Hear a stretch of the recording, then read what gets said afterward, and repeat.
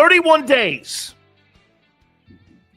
31 days until the NFL draft at Lambeau Field. Welcome aboard. What a great time of the year. By the way, anytime you hear people say downtime, I want you to do something here. This is the best time of the year. You know why?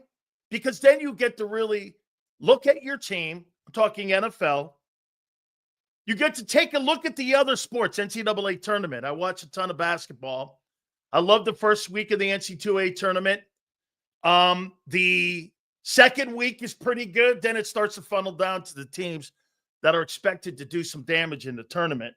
I love the Calipari and Rick Pitino game on Saturday, St. John's Falls. Rick Pitino moves on to the Sweet 16. By the way, once again, too, Pitino pretending and his ego getting in the way. You know that guy, what's his name? TJ Lewis? That kid's going to jump in the portal now. The Big East Player of the Year. Why would I stay there after getting humiliated? You know what that kind of guy is when you have a guy like that playing for you? And, of course, he was atrocious for the Johnnies, but I don't care if that guy goes 1 for 30. That one may end up being the championship point. I'm not benching my best guy. That's how you lose players, especially in today's basketball or college football. You start embarrassing players and not giving them time to play, they're going to go into the portal. Today's the first day of the portal for college basketball. If I'm that kid, I'm not sticking around at St. John's after that mess. Rick Pitino looked terrible doing that. You put the Big East Player of the Year. You haven't had a guy like that since Walter Berry. And you bench him because he wasn't playing well. He's the reason you are there, not you, Rick. Terrible coaching. That was a terrible coaching job by Rick Pitino. Okay? The team's good. Rick had a bad night. You don't bench your top players. It's like being in a Super Bowl. Jalen Hurts throws 2 picks. Are you benching him? I'm not benching Jalen Hurts. Not doing that. That's not happening. That's college basketball egos. Got to be kidding me, man. Hit the like button, guys. All super chats go to the top. I'd be remiss if I didn't start my program out with condolences to our friend George Foreman, the 2-time heavyweight champion of the world, who's been on this program numerous times. I posted a bunch of videos, some clips of Big George coming on the program. It was an honor to be his friend. I was there the night that he beat Michael Moore. I've showed you guys this numerous times. My pass that night, I'm sitting ringside. I don't believe my wife was there at that fight. She was for the Tyson McNeely fight. But I'm sitting ringside. And this was HBO. I'm sitting right there. I'm watching. George Foreman's getting beat all night long. Then in the 10th round, he knocks Michael Moore out. The place erupted. I'd never heard a crowd that loud in my entire life. In 20 years to the night, 6 days after losing the heavyweight championship of the world in Zaire to Muhammad Ali, George Foreman won the heavyweight championship as the oldest heavyweight title holder in the division's history. Still a record to this day. What a resume. I say the greatest knockout puncher in the history of the heavyweight division. He was a menacing force. One of my favorite athletes of all time, Olympic gold medalist in '68. Nothing that guy did was common. Truly one of the great sportsmen. And then the grill and all that, entrepreneur, came on this program a bunch of times. Absolutely one of the greatest athletes in American sports history. The guy who didn't even finish high school went on to be worth like $250 million. Outside the ring, was a preacher. We were proud to be his friend. Rest in peace, Big George. One of my wife's favorite athletes, too. We love George Foreman. What an absolute menacing person he was in the ring with that power. Unbelievable power. Imagine this. You're 44 years old. And to show you his greatness, he took a decade off and won the heavyweight championship of the world. Can you imagine fighting in today's heavyweight division in his prime? George would never be beat. What a legend. Just a legendary fighter. 2 legends will be on the program today. Actually, 3 legends. At 3:30, we will have Jimmy Johnson, NFL Pro Football Hall of Famer, called it a career with Fox, my coach at the University of Miami and Dallas. He will join us at 3:30. At 4:30, Hall of Fame coach, Super Bowl champion, Tony Dungy from NBC Sunday Night Football will join us. That'll be at 4:30. And our boy Xander at the top of the 5 o'clock hour.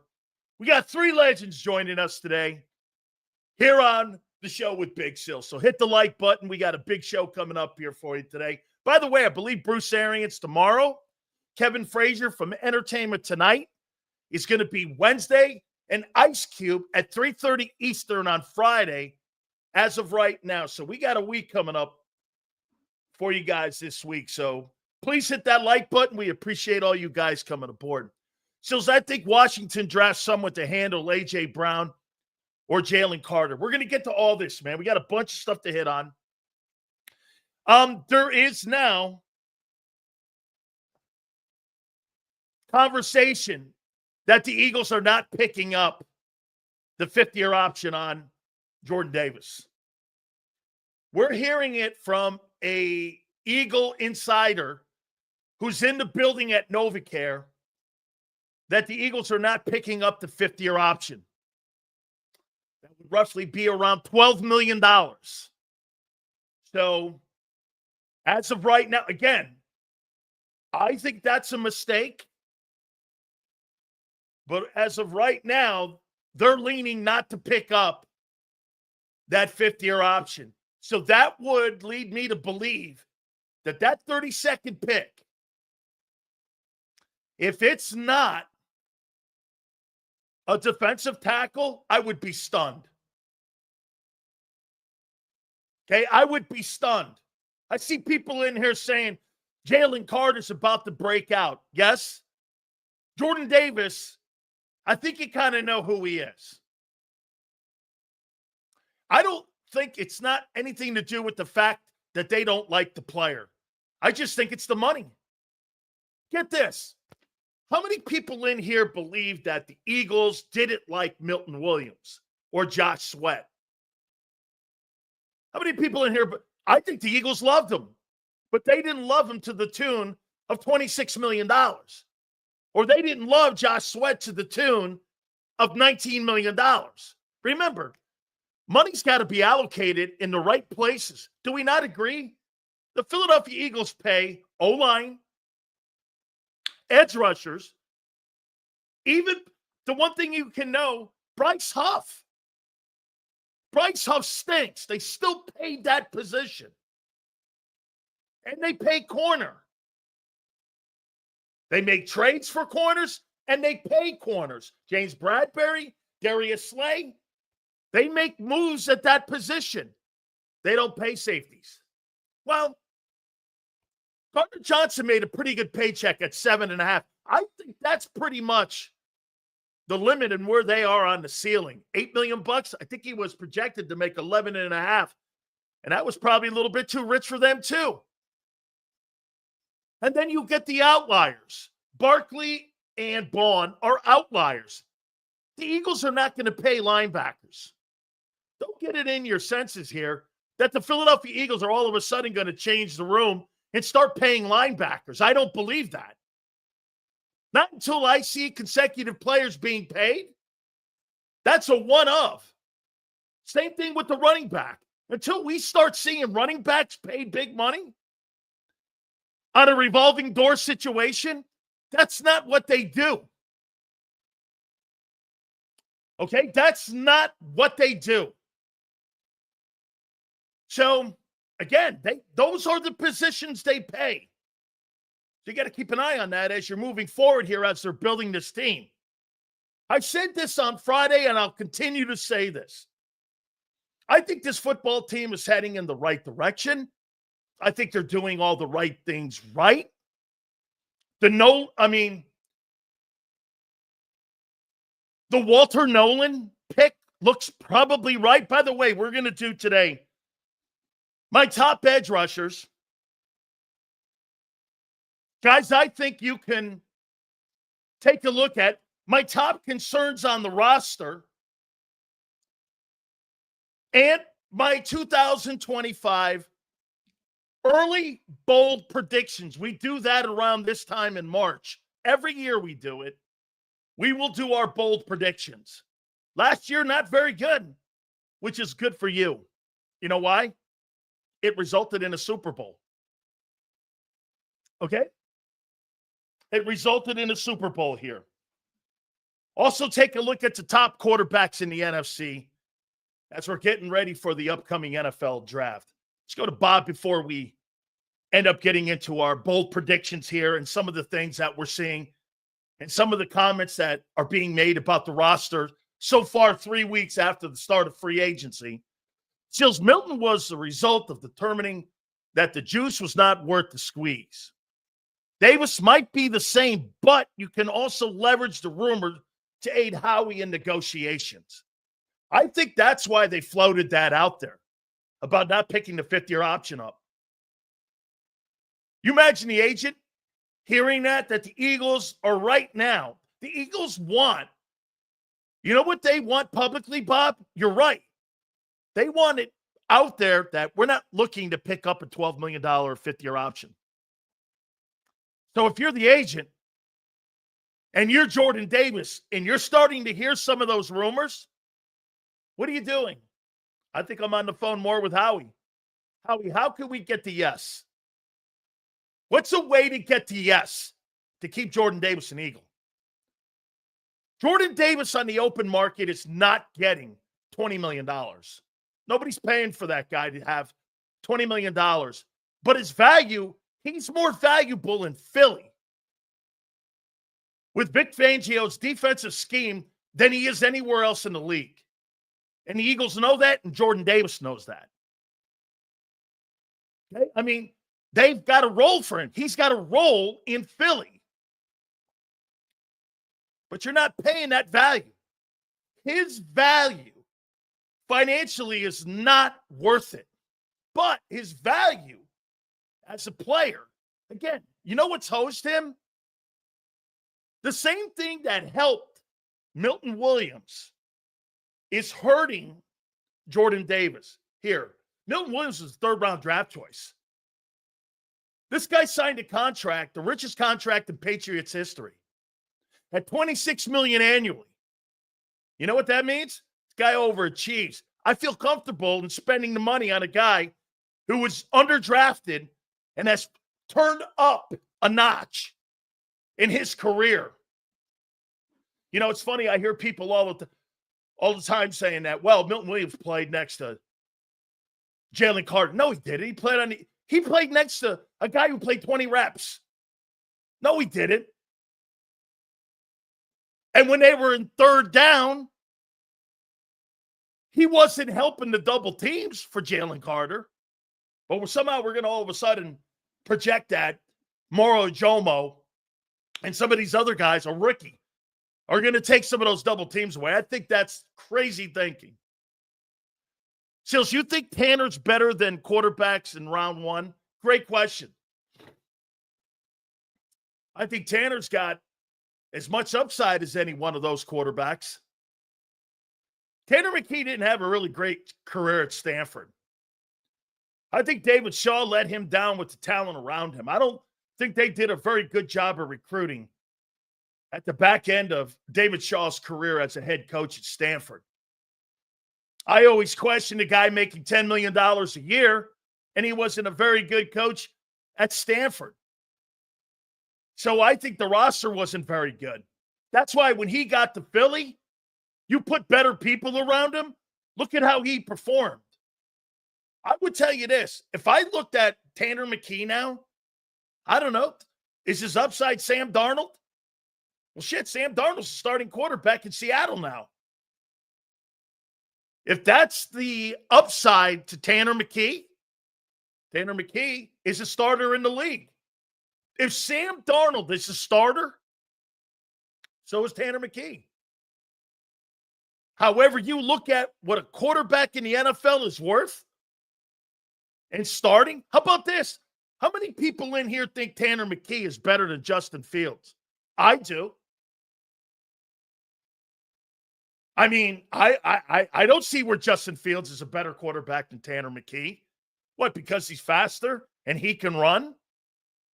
I think he's a better quarterback than the guy who's going to start for the Jets. Tanner McKee is a better quarterback than Justin Fields. Justin Fields blows. He's not a good player. Hey, by the way, I'm not suggesting to you that Tanner McKee's an all-pro quarterback.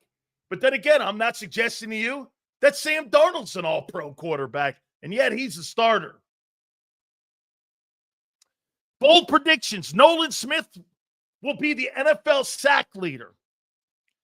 You and Xander are awful high on a kid who played 9 ball games. Okay. Nothing wrong with that here on March 24th. I don't see it. I don't. I want to see him make it full bore through a 17-game regular season. And I want to see this guy not end up the year under the knife. Let me see that happen. He's a small dude, man. He's got to be one of the smaller edge rushers in the league. That's your D coordinator saying that, not Big Sills. We shall see. Again, I like Tanner. Look at them Reyes. He's a ring owner. So's Kenny Pickett. Great. So's Kenny Pickett. So's Jimmy Garoppolo. All them guys are ring holders too. I think Jimmy's got 2. Haven't played in New England. I mean, yeah, he's got a ring too. Woo! I heard John McMullen make one of the smartest comments John McMullen has ever made. The talent level of a football player is not based off one game. Whether that's the Super Bowl or whether that's the shit bowl. It's how you play on a consistent basis, game in and game out, is what predicates how you're paid and how people see you. Xander said something also, what elevates you is your resume. Okay, absolutely. Hurts doesn't have both of them. He doesn't have the skill set and the resume match up. His resume's great. His skill set, I don't know. He's not like the rest of the elite quarterbacks in the league that have far less. Is that a thing? Yeah. Not every quarterback has a great organization around him. It's not his fault. It's the predicament of the draft. Wherever you're drafted, it's going to dictate if you go to a good franchise or not. It's actually the luck of the draw. All the great quarterbacks that come out of college go to shitty teams. All the okay quarterbacks, they go to the good teams. Here, let me show you this. The quarterbacks that were in that 2004 draft, Phillip Rivers, Eli Manning, and Ben Roethlisberger. Ben had the fortunate of going to the Steelers. Great defense, ran the ball. He didn't have to play well. They didn't have to play well for him to win a Super Bowl, which he did. By the way, which he won 2. Actually, if you think about it, Ben Roethlisberger is more accomplished at one place than Peyton Manning was. We can use the Jalen Hurts effect. Who had a better resume as a starting quarterback? Peyton Manning or Ben Roethlisberger? Ben did. No losing seasons. Won 2 Super Bowls. Playoff record was one of the best of all time. And Peyton Manning was a little above average and below his season numbers. He won 1 title. Ben won 2. I mean, we'll use the Jalen Hurts effect. Who was a better quarterback? Well, Peyton Manning was.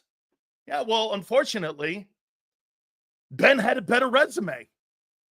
Now, Peyton filled it in more when he went to Denver. But in every year he started in Pittsburgh, Ben never had a losing year. There was never an issue. Always around the rim. Great numbers. Okay?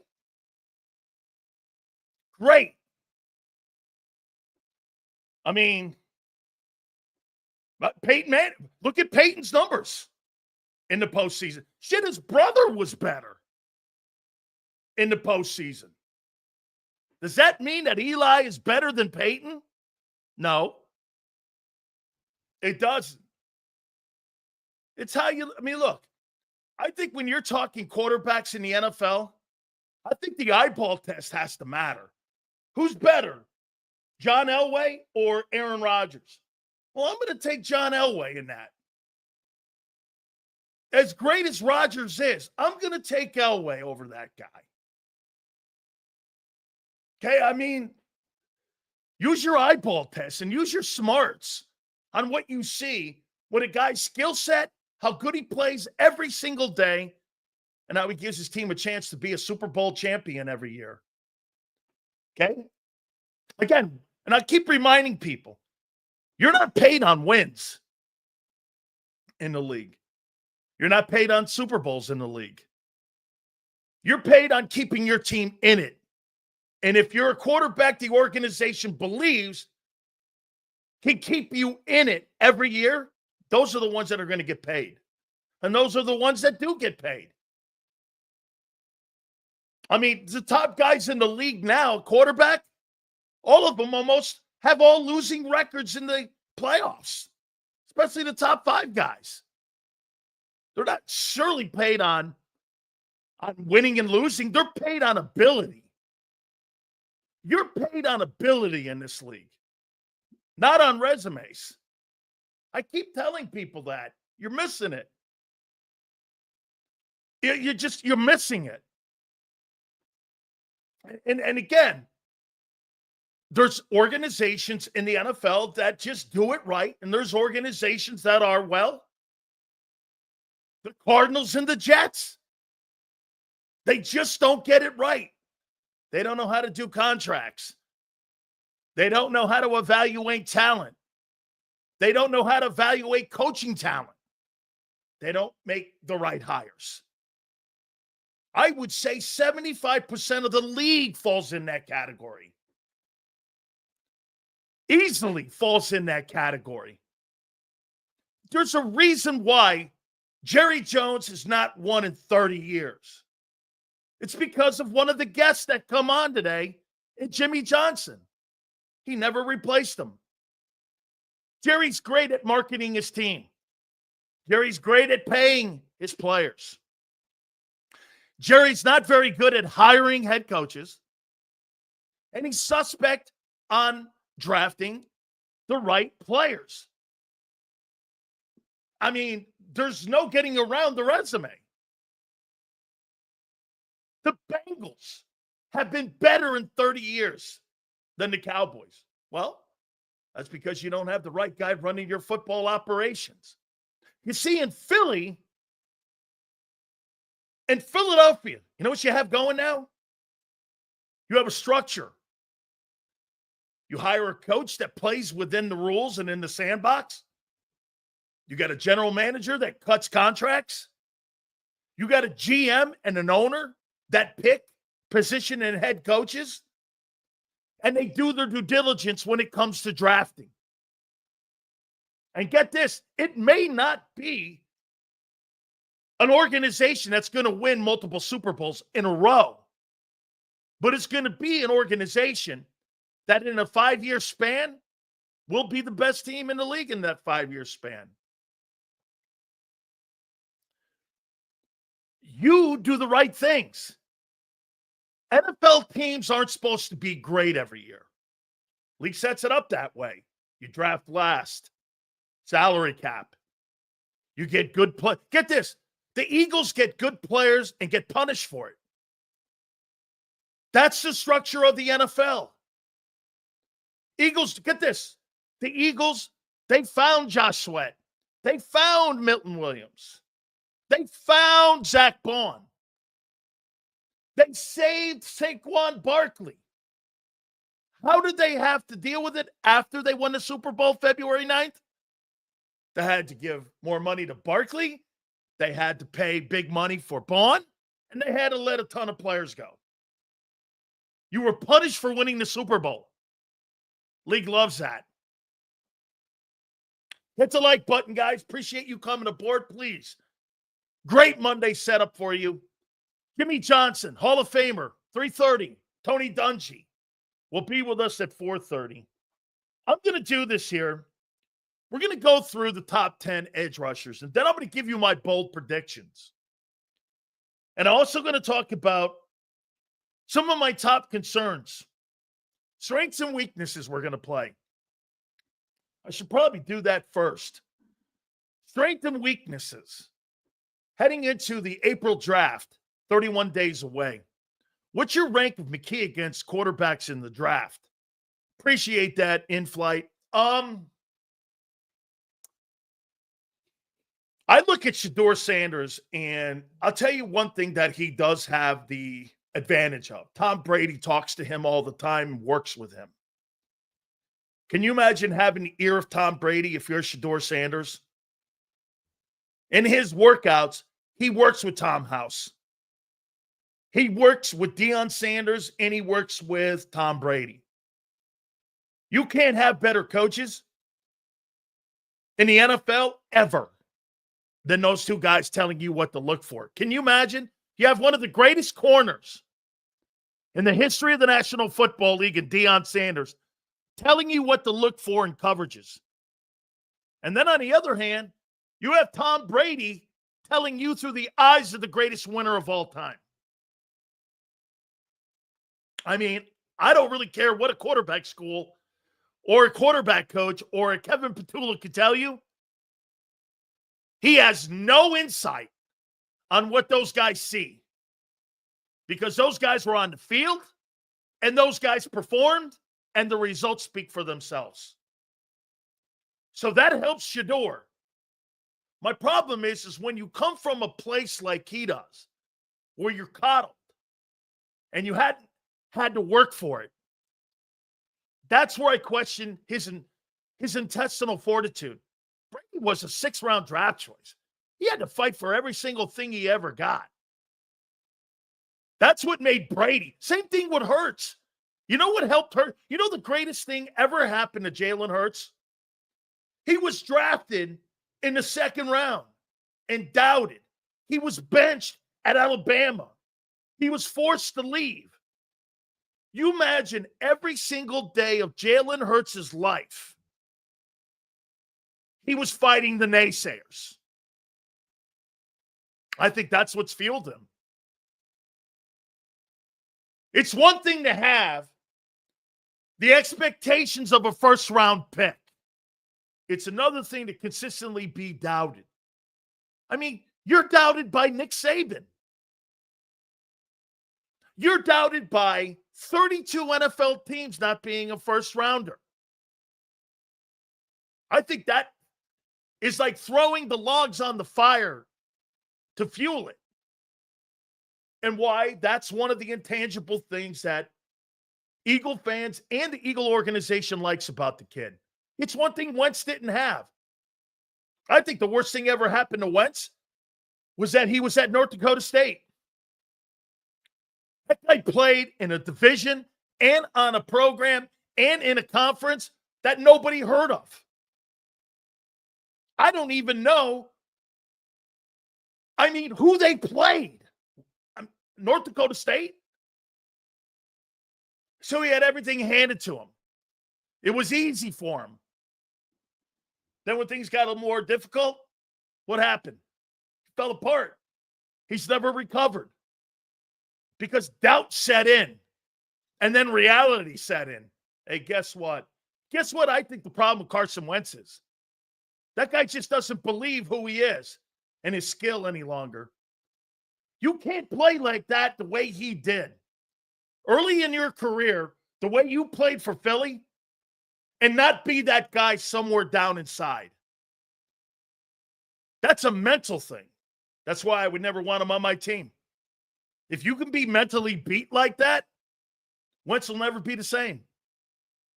It's one thing to have a knee injury.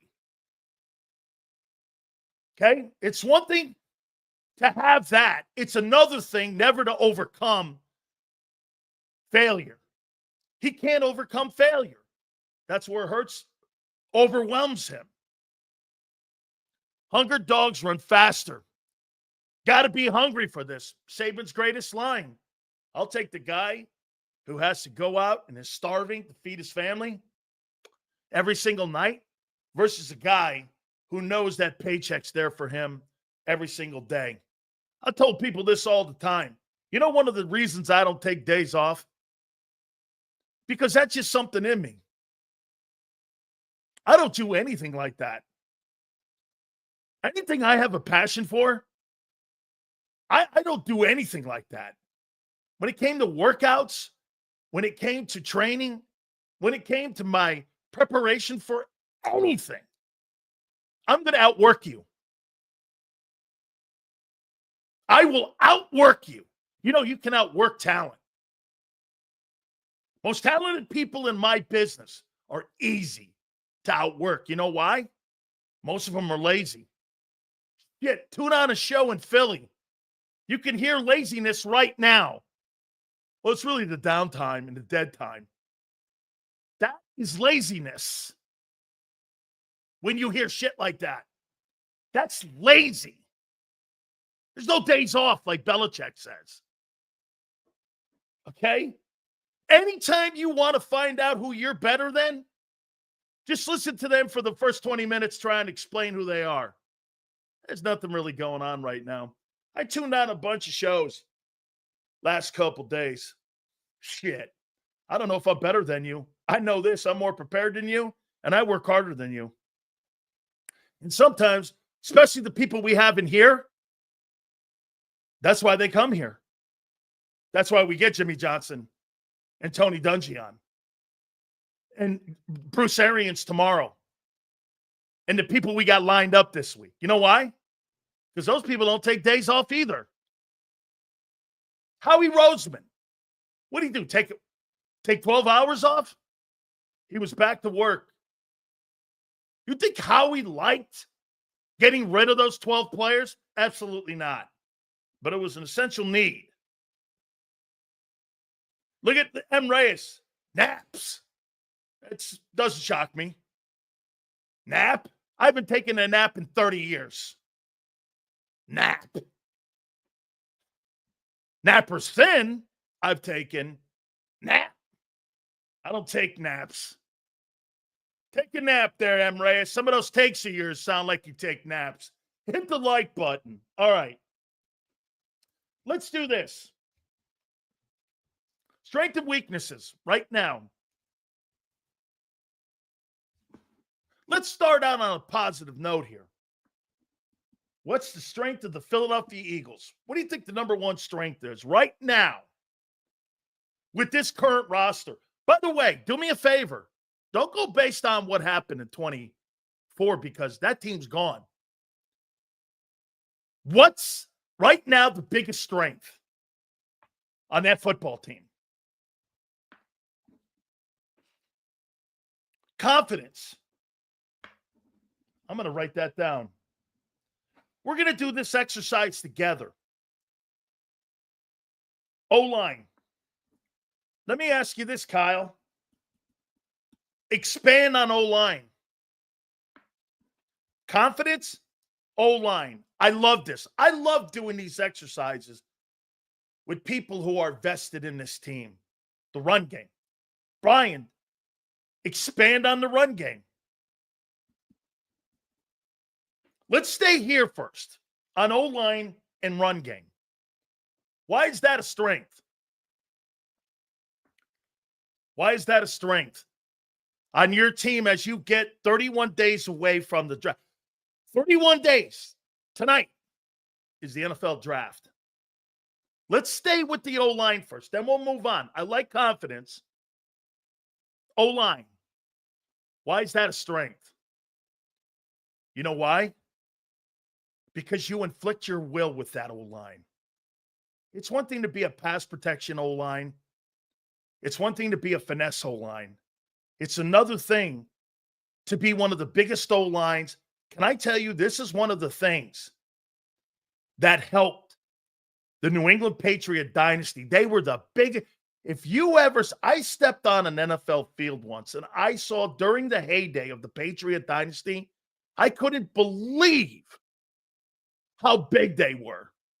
I couldn't believe how physically imposing the Patriot O-line was during the Brady run. They were huge, athletic, and they were physical. That is the heartbeat of that football team. In 23, you tried to be a finesse team, and it showed.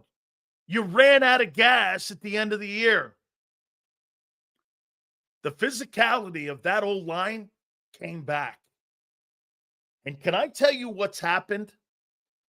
The physicality of that old line has created a mentality that Clint Hurt and Vic Fangio have now for the D-line. Iron sharpens iron. As dominant as that old line is, you know what they're doing? They're teaching the D-line. You want to win in this league? You've got to be physically imposing. You got Lane Johnson and Jordan Mailata and Jalen Carter as the prime examples of that mentality.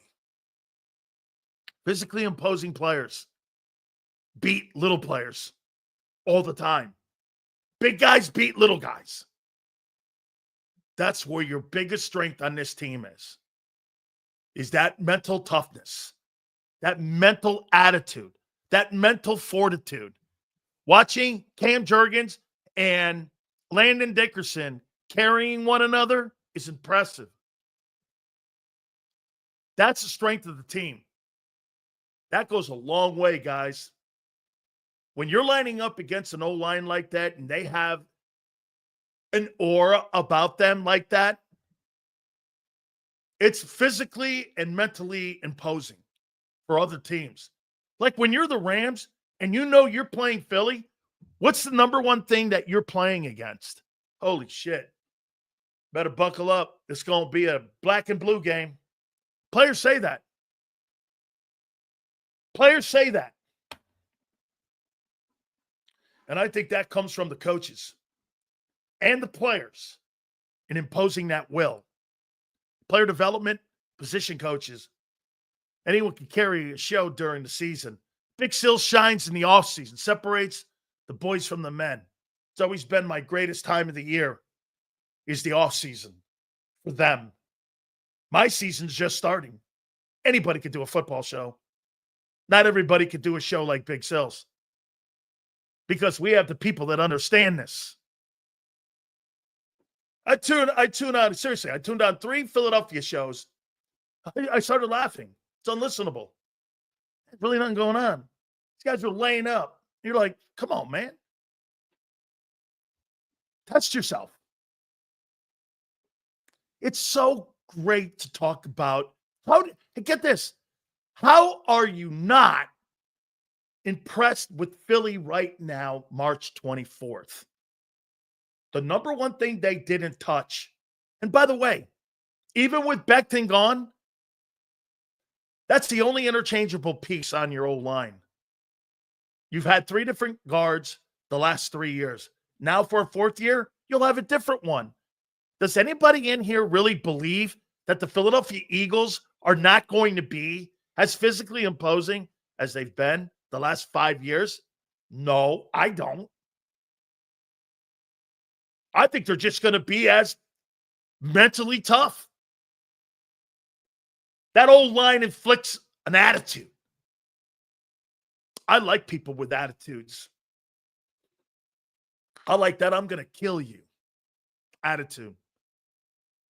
I saw a guy who just got fired in Chicago because he said something, because the sports talk industry is infected with liberal woke thinking, that they thought a 70-year-old host was actually going to kill somebody because he posted something stupid. Whatever. It's a figurative speech. Okay? You're not literally going to kill anybody.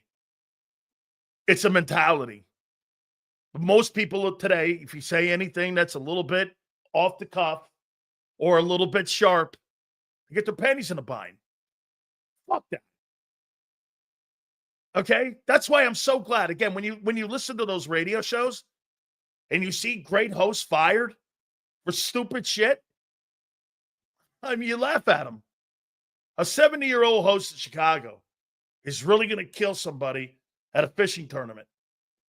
I mean, I laugh at these people today. Okay? You got the Ayatollah who's on X talking about murdering Americans. But you got a radio host in Chicago who was just fired because he said something off color. But you got the fucking Ayatollah on X posting shit. Oh, okay. Yeah. Welcome to America and the news and sports broadcasting. It's actually pathetic. What's another positive that the Eagles have? Coaching. Agreed. The upgrade in D coordinator is incredible from where you've been. Best coordinator that the Eagles have had since Jim Johnson.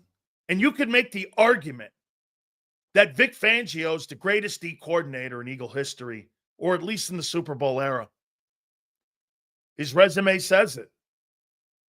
He was a consultant for the team in 22 when you went, and he was the DC when you won it in 24. Is there anybody in Eagle history, including Buddy or including Bud Carson, Jim Schwartz? Is there anybody else who has a better resume than Vic Fangio in Eagle history as the D coordinator? Look at the hires. Bobby King at linebacker. Get this. Remember what he said in the preseason about him? I really hadn't heard about him, but I trust people that know him and people I trust. And they said, you got to look at this guy. He didn't know Bobby King from a can of paint. But you know what he did? He trusted people that he had worked with and people who had worked with Bobby and brought him in. That's having resources around the league on how you look at players and how you look at coaches. That's worth $1 billion. You got Stoutland, as we talk about endlessly here, at O-line. Jimmy Johnson will say it today at 3:30. He's on again today. I think this is the 10th time that Coach Johnson's been on. Number one coach, a head coach in the NFL has to have, is the number one O-line coach. Jimmy had one guy. His name was Tony Weiss. You saw him here. He was on this show, Tony Weiss. You know what Tony Weiss has? 3 Super Bowl rings, 2 national championships, and has developed that Dallas Cowboy O-line and what many consider the greatest line in pro football history. It helps you at Emmett. No getting around that. But I know Tony very well. And he was on this program. Said it, got to have a great O-line coach. Eagles have the best. Him and Bill Callahan are the 2 best O-line coaches in pro football. Skarnacki, McKittrick, back with the Niner days. Those are legendary guys. Howard Mudd. Those are some of the greatest O-line coaches. Alex Gibb. Okay, any disciples off that tree, now you're talking about some of the greatest coaches of all time. Kyle says, Till's turning chicken shit into chicken soup. How you doing? Just like Jeff does. Okay, Fred Johnson, Who? I disagree with John McMullen. Here's a guy who's a nobody. Well, he's going to make $5 million a year for 2 years with the Jags and have a chance to start? What a godsend. I wish I had that in my career. I go to a coach that rejuvenates my career. I get paid $5 million a year, and now I get a chance to start for Trev down in Jacksonville for Trevor Lawrence. And part of the new wave guys going into Jacksonville, Fred's going to get a chance to start. A couple of years, Fred Johnson could be making $12, $15 million. Thank you, Jeff. That is impact. What else would be a strength on this team? What else would be a strength right now on the Eagles? We got confidence? Absolutely.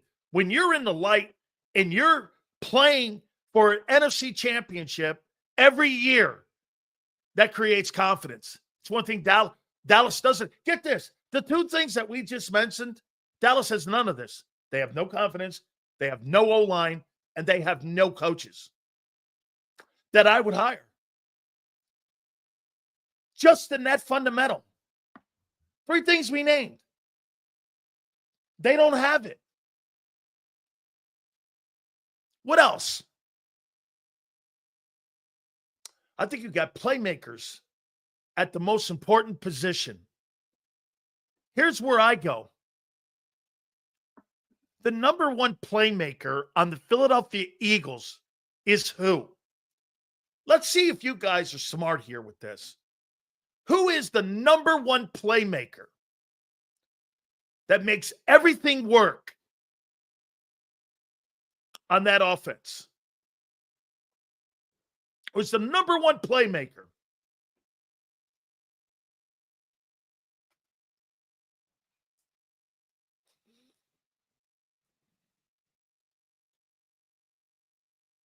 There it is.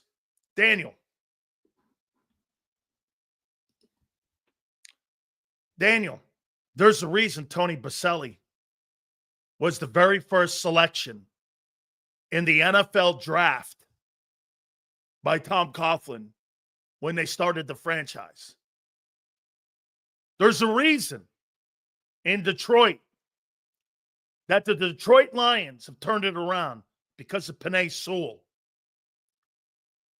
I'll show you a place that wins, and I'll show you a great left tackle or a great right tackle or someone spectacular in the O-line. Just so happens, Daniel, the Eagles have 2, but it starts with Lane. Consistency. Great every year. Sets a standard. Mulata sees the standard and excels with the standard. It resonates down the line. When you have a player that sets a standard on how it's to be done, I don't think there's any coincidence from the coach to Lane, to Mulata, to Landon, to Juergens. You think that's just by happenstance that just goes on like that? There's a standard in Philly.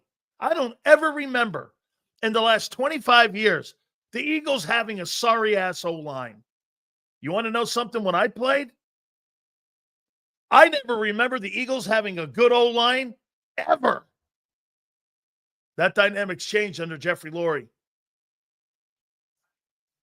I never remember them having a good line during Randall Cunningham's time.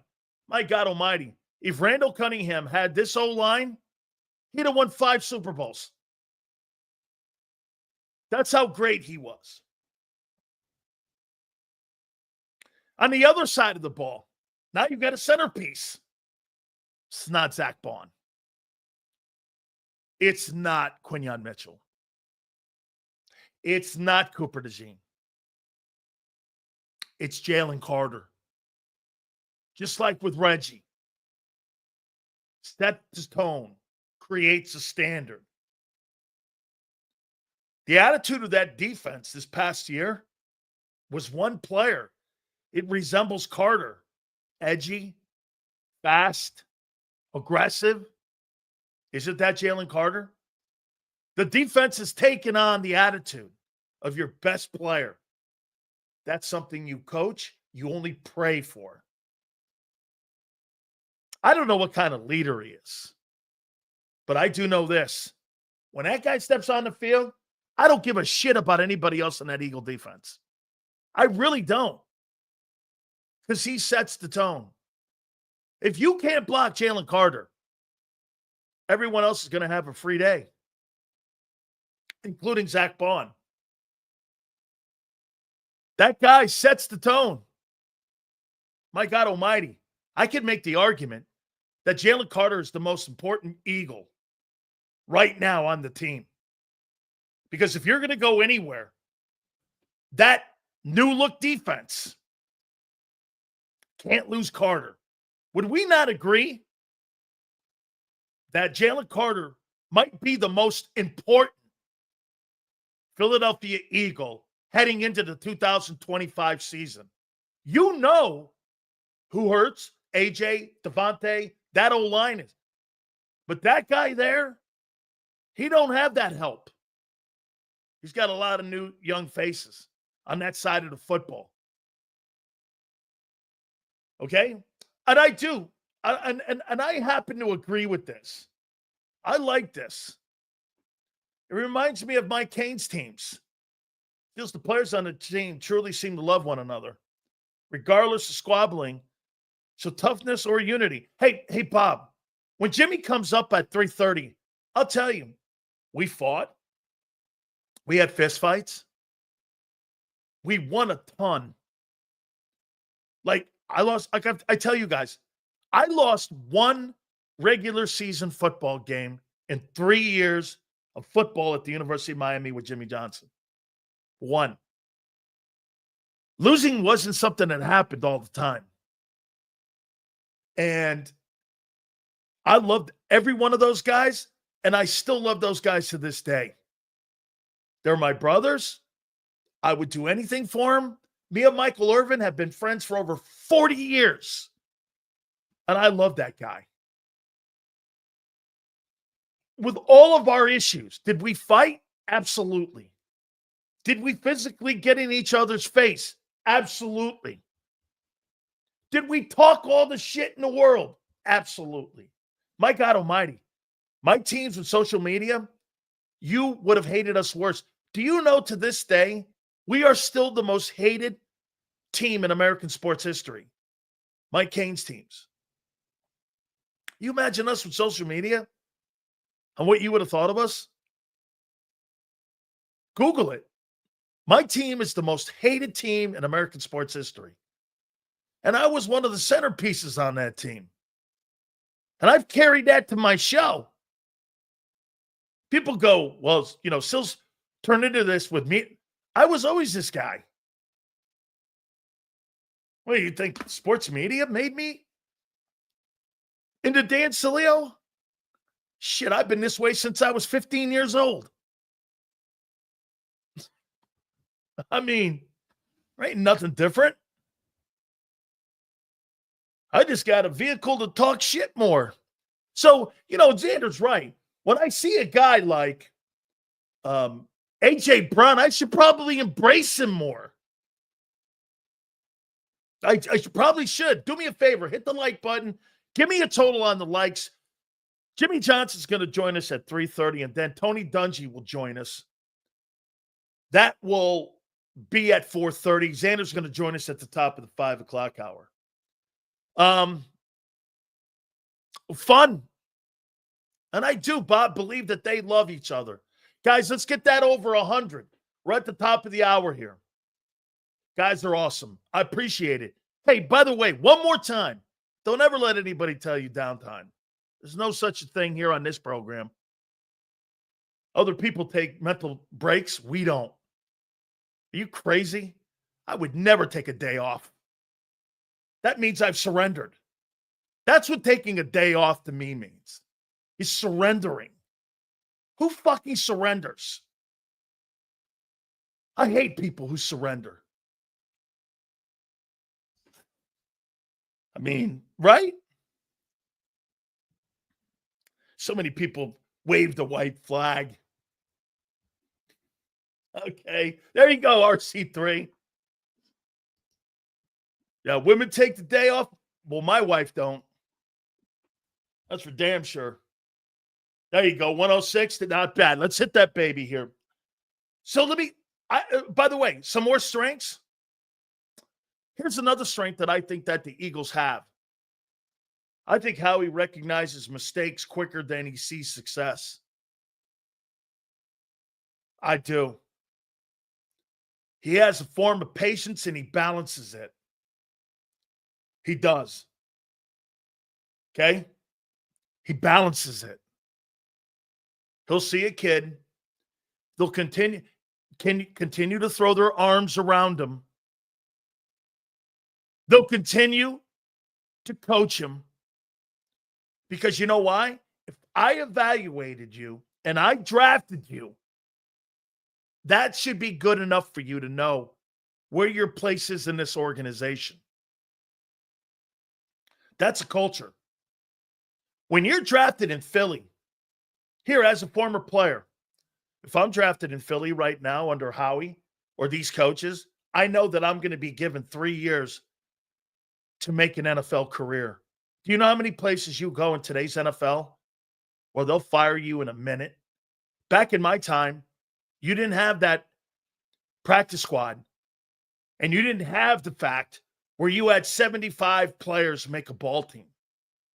Only 47 made it, and only 43 were active on Sundays. Imagine that. 43 players were active. What is it, 53 today? You could have, 57 players are active on your Sunday roster? Shit, you got 71 guys counting the practice squad. You can't.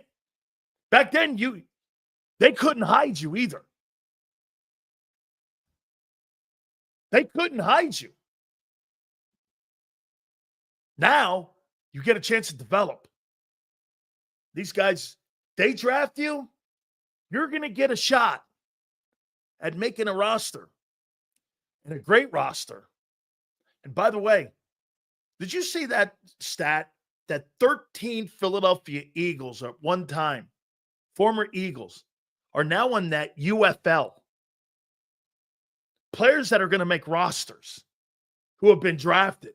There's like 13 players. Just because you don't make the Eagles, that don't make you a bad ball player. Now, if you don't make the Jets, that makes you a bad ball player. Okay? That makes you a bad ball player. If you don't start in Philly, that's not the end all. Who are you going to start over, Lane? Landon? Carter? Q? Who are you starting over? You got good players everywhere. Another strength.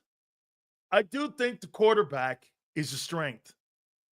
Look, I may be not a fan of the skill set he has, but I'll tell you what I am a fan of. That guy has a no-surrender attitude. And I think it's got a lot to do with his journey that he's gone through in his life. He found a place that loves him, wants him, and pays him. Not necessarily in that order. Because when they pay you, you don't really need coaches slapping you on the back, telling you how much they love you. That's bullshit talk. See, when you talk to NFL players or athletes, and you hear people telling you how great you are, and they don't pay you, fuck that. What do you think, I'm 14 years old? Philadelphia, they pay you, and they praise you. And they praise you by keeping you. That's how they do it. It's a great culture. Now let's do this. Let's do the weaknesses. Jimmy Johnson's going to join us at 3:30 Eastern. What's the weakness right now on this roster? March 24th. 2025. What's the biggest weakness?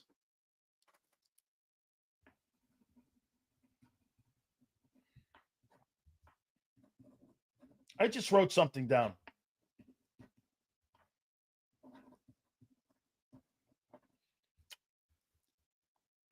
Oh, man, don't look at it like that. Oh, you're looking at it.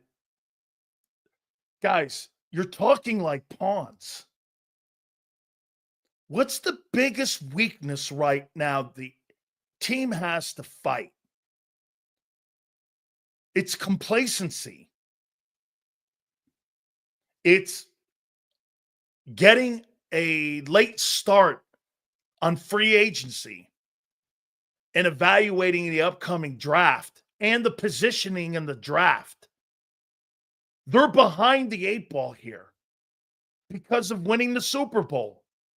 You had to cut 12 really good players, not cut, but cut loose 12 really good players. You're late in free agency because you're picking up scraps. Hey, no disrespect to people that cover the Eagles, but the scrap heap that they're trying to make chicken shit into chicken soup because of what happened with Zach Bond and Mekhi Becton, they think they're going to find 2 golden gems once again in that pile. They may. Or it could be like 23 where you didn't find anybody. That's the hit or miss that you take when you jump into free agency and you're on third-day guys. Those are third-day guys who have had multiple opportunities at making teams, who were evaluated highly by their organizations. Let me tell you something. If you're some of these guys like Joshua Uche and some of these other dudes, because of where you were drafted and because you're on the Eagles now, if the Eagles don't see anything in you and they cut you, the chances of you playing in the NFL ever again is over. It's over. Because if they don't see anything, they've elevated your stock again. Any one of these guys that the Eagles have just signed, these third-day guys, the Eagles saved their career. Saved them. Because now they're worth something again. Not a lot, but you're worth something. Why? Well, the world champions do a good job at pro personnel. They do a really good job at pro personnel. I'll give them that. And by the way, for the record, with the whiffs that how he makes in pro personnel, I'd rather have him take 1,000 swings. Unlike Rick Pitino, I'm not benching Howie if he happens to strike out 90% of the time. Because you know what's going to happen? At the end of the day, one of those guys are going to hit the game winner. Zach Bond, Mekhi Becton. They're going to hit the gamer. Rick Pitino, once again, believes in too much of Rick Pitino and not enough in the culture that he's actually built. It's not about him. It's about players. Okay? I mean, that's one thing Calipari does better than him. You know what John Calipari does? It's a little bit like the Eagles. I know John Calipari very well. And I'm going to tell you what John Calipari does. You know when he walks into a family's home? I'm going to make your son a millionaire. I'm going to make him a millionaire. You know how many millionaires John Calipari has coached from UMass, Memphis, to Kentucky, to now Arkansas? Hundreds of millionaires. You know why? He's fucking brutally honest with them. You know those kids at Kentucky, the one and done kids he had? You know what Calipari would tell those kids? He'd sit down with every one of those kids, just like my coach, Jimmy Johnson, who's coming up at 3:30. You know what he would tell those kids? You got to go to the pros. You got a $100 million contract waiting you. Why would you come back to Kentucky? Well, why would you come back here? I want you to go. Kid's like, you don't want me to stay? No. Because I got 5-star one and done kids coming in right behind you who want to be you. I need you to go to the pros. That's what made Calipari great. He was honest. He knew what he was doing. Never lied to the kids. Calipari, in my opinion, I love the coach. The way he recruits, because he's honest. Hey, don't come back to Kentucky. Man, you can sign a $100 million contract. You got a $200 million max deal in your second deal waiting for you. Why in the hell, Anthony Davis, would you want to come back to Kentucky? I mean, those are coaches I like. Those are coaches that are patient, organizations that are patient. Eagles have turned the corner for me and opened my eyes on how they, again, it took me about 5 years to figure out how they do business. But here's Howie Roseman's strengths and weaknesses. I think Howie runs himself a little thin at times. I think they are so knee-deep into what their decision-making is and how they look at things that the coaches become almost a non-factor. And I'm talking the head coach. Would we not agree that the most important coaches to Howie Roseman and Jeffrey Lurie are his assistant coaches, not the head guy? Hence 23. Hence 24. Better assistant coaches? Super Bowl. Worst assistant coaches? Meltdown. I mean, you think there's any coincidence to that? Nick Sirianni's strength is knowing the politics of the culture of the building. Hey, Howie's got a sandbox set up. It's not my sandbox. I play in Howie's sandbox, in the Eagles sandbox, and Jeffrey Lurie. And he's smart enough where Doug wasn't to understand that. That's what makes Nick probably the perfect coach for the Eagles in the last 25 years. Even better than Andy. Andy wanted to run it his way. Andy wanted his guys. Andy wanted this. Okay, fair enough. Maybe Jeffrey was learning to be an owner, and he allowed Joe Banner and Andy to set the blueprint on what the culture was. Well, there's a reason Jeffrey Lurie's a billionaire. He's a businessman. He's got the acronym to understand business. So what he did was he meshed it. He put business and he put football people in the building. That's why after Chip Kelly, you'll never see anybody ever again have autonomy at that position. Belichick will never work in a place like Philly. You're going to see people exactly like Nick Sirianni. May not be the best head coach, but you know what he is? He's a good delegator of what they want, and he's a good mouthpiece on what they're trying to convey to the players and what they want to do and execute on Sundays. Is that a good coach? It might be a new wave head coach of today. Got to work with analytics. Got to work with front office. I don't think that's just a Philadelphia issue. I think that is an NFL thing today. Look at New England. Bob Kraft has got more say over the organization since Belichick left than any other time since he's owned the team. Okay? Hey, and for the record, Twiz goes like this. Where is that with the analytics? I don't hear this analytics talk because of results. That's so far from the truth. Analytics would have told them to throw the ball last year. They went, fuck that, we're running it.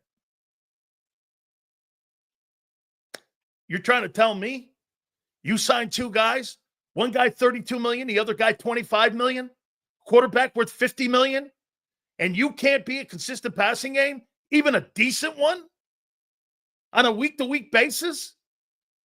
That's not analytics, Twiz. That's reality. Run the ball. You didn't get your return on the money. You know what you got your return in? Coaching. That's what you got your return in. Because they looked at it and went like this. No. Analytics would tell you to throw the ball. You're paying the guys. What are you paying them for? They're staying out there like the Rocky statue. Okay?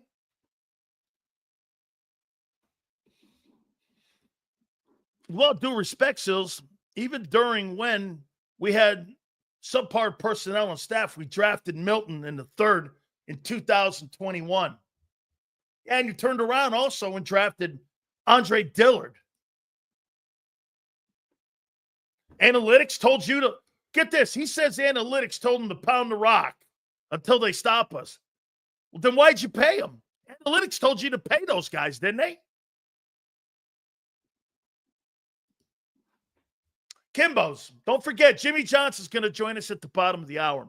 Jalen Milroe quickly moving up in the draft. It's because Jalen Hurts. Saban surely loved those dual threat guys. Kimbo, you pray that Jalen Milrose and Jackson Dart get drafted in the first round, because that means there's going to be a plethora of good players down there at 32. I heard the guys talking about what they're going to do at 32. Do they trade out or up? You can't really determine that right now on March 24th, because 31 other decisions are going to determine how that draft board looks. But I'm going to show you something here. Okay? So I had somebody send me this. Friend of ours, I'll tell you who it is. It's Dan Morgan. And let me see if I can bring this up.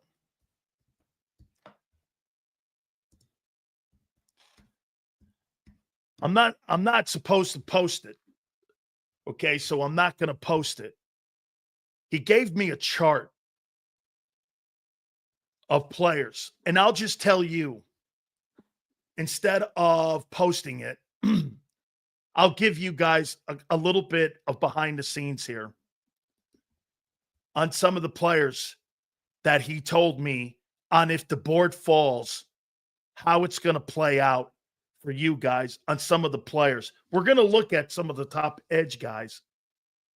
But again, I'm going to show you how this plays out on how the draft is going to look. Now, look, there could be a player that could have an evaluation. Here we go. I wasn't supposed to post this, so I didn't. Here. So what I did was I posted some of the names and not the sheet I was given, the spreadsheet. James Pierce, Tennessee edge, could go anywhere between the 8th pick, the 28th pick, or the 36th pick, depending on the board. Campbell, the Bama linebacker, could go anywhere from the 6th pick, the 16th pick, or the 26th pick, depending on how the board falls. Walter Nolan, Ole Miss D tackle, could go anywhere from the 7th pick to the 18th pick to the 28th pick. All depending on the board. Do you guys understand what I actually also got this from Jimmy Johnson in his value chart. Okay? And here, Derek Harmon, defensive tackle, Oregon, can go anywhere from the 17th pick, the 28th pick, or the 40th pick. Do you understand? How many people in here understand what I'm telling them? How many people know what I'm telling you right now? Okay? How many?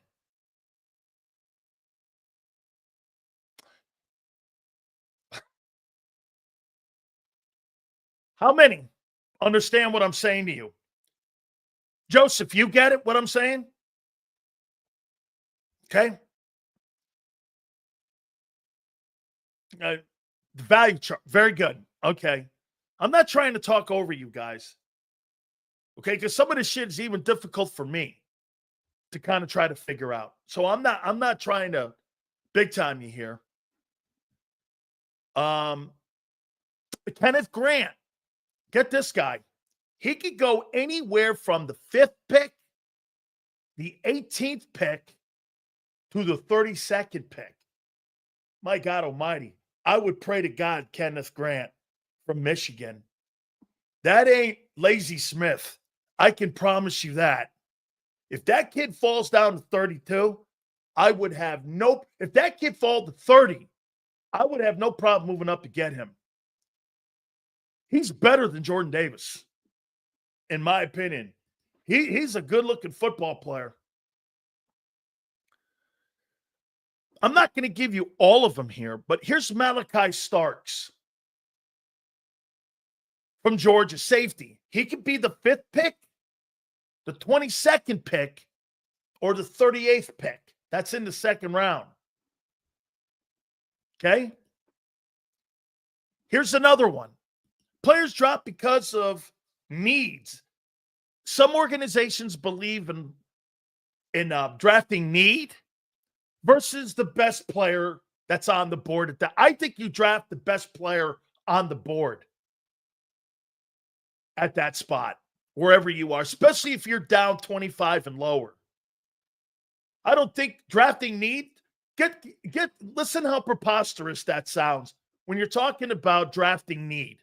So you want me to take the 5th best player at, say, 15, when there's a better safety that I could upgrade my safety position, and he's the best guy on the board. You want me to take the 5th best edge rusher. How does that make sense?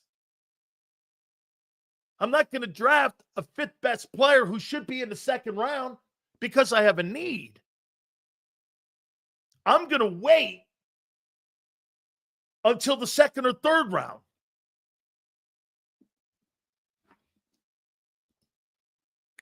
Here's the last guy here.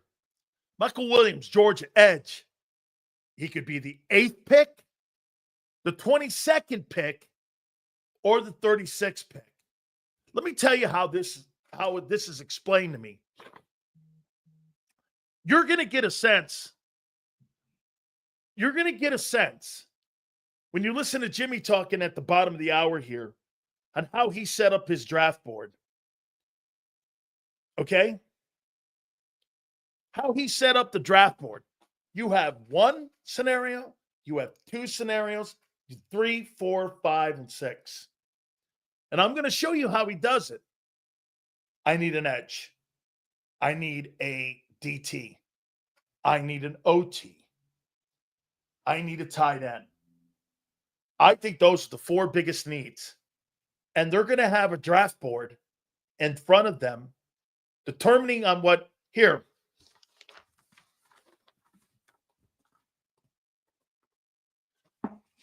Here's a little bit of help from Highsmith. Senior VP of the Patriots. Works with Elliott Wolf. Friends of mine for over 40 years. Okay? Here's how he sees the draft, the first 10 picks. Cam Ward's going to Tennessee. They need a quarterback. This is where you get in trouble. Cam Ward's not the number 1 prospect in the draft. He's the number 1 quarterback prospect. That is such a gamble for Tennessee, but they're forced to do it. Why? Because the free agent quarterback's below. There's no other vehicle. You're not going to trade assets for who? What quarterback who's not inked down to a giant deal right now are you going to trade for? Trevor Lawrence? The Jags are not trading him. And that would probably be your most likely candidate. You know, the Arizona Cardinals take calls about Kyler Murray, and they emphatically go, no, thank you. They have no interest in trading Kyler Murray. Why? You just saw Geno Smith and Sam Darnold. Those were the hot quarterbacks that just got signed. I'll take Kyler Murray over them guys any day. So you got Cam Ward going to Tennessee. What a gamble. there's a 65 to 70% chance that guy bombs in Tennessee. Follow me here. Jimmy's going to join us here in a couple minutes. Jimmy Johnson. Shedeur Sanders is going to go to the Cleveland Browns in the second pick.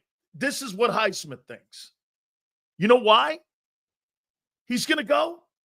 Why do you think? Where's Cleveland going? They can't sign a big-time quarterback. They can't give the draft equity they got from the money, the draft picks they gave to Houston because of Deshaun Watson and the money. What's the cheapest way to go? Draft a quarterback. They're going to draft Shedeur Sanders. He's cheap. He's on a rookie deal, and it gives you latitude to get out from under that Deshaun Watson deal. Man, Shedeur Sanders, I don't see it. But I explained to you, he's got some pretty good people working with him. And he's in a good environment around his dad and Brady. Okay? Number 3, you got the Giants. Travis Hunter. They're not going edge for Abdul Carter. Why? They just drafted Kayvon Thibodeau, and they just signed Brian Byrne to a contract.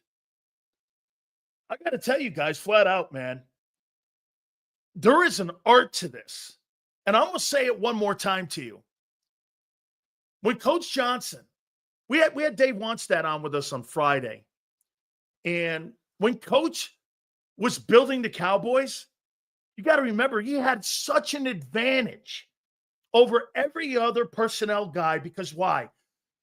Jimmy had been recruiting these kids for 5 or 6 years, and he knew if a guy wasn't 6'5" and he was 6'2", well, that guy will probably go in the 3rd round. And I could grab him in the 3rd round on my value chart. Coach, all that, Howie Roseman is using that to this day. You know what? Don't gauge Coach Johnson on the 1st round picks. Gauge him on the picks 2, 3, 4, 5, and 6. That's how he built the Cowboys. He built when he won his first Super Bowl in Dallas, it was the youngest football team in the NFL because you know what he did? Coach Johnson walked right in there. I was there. Randy White, Tom stayed a year, Rafferty. But you know what he told these old guys? Hey, man, this may not be for you. We were in mini camp. No, OTAs. Randy White quit. Like 8 other guys quit because he went, hey, this ain't going to be for me here. And that's how Coach got younger. It was an amazing time to be around. Well, I'll tell you what, I was talking to Michael Irvin last night.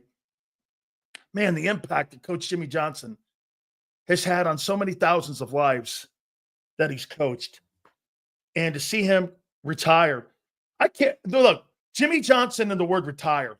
Let's bring Coach Johnson up now here. And I don't know about that word. Coach, I don't believe I don't believe the word retire for you, Coach.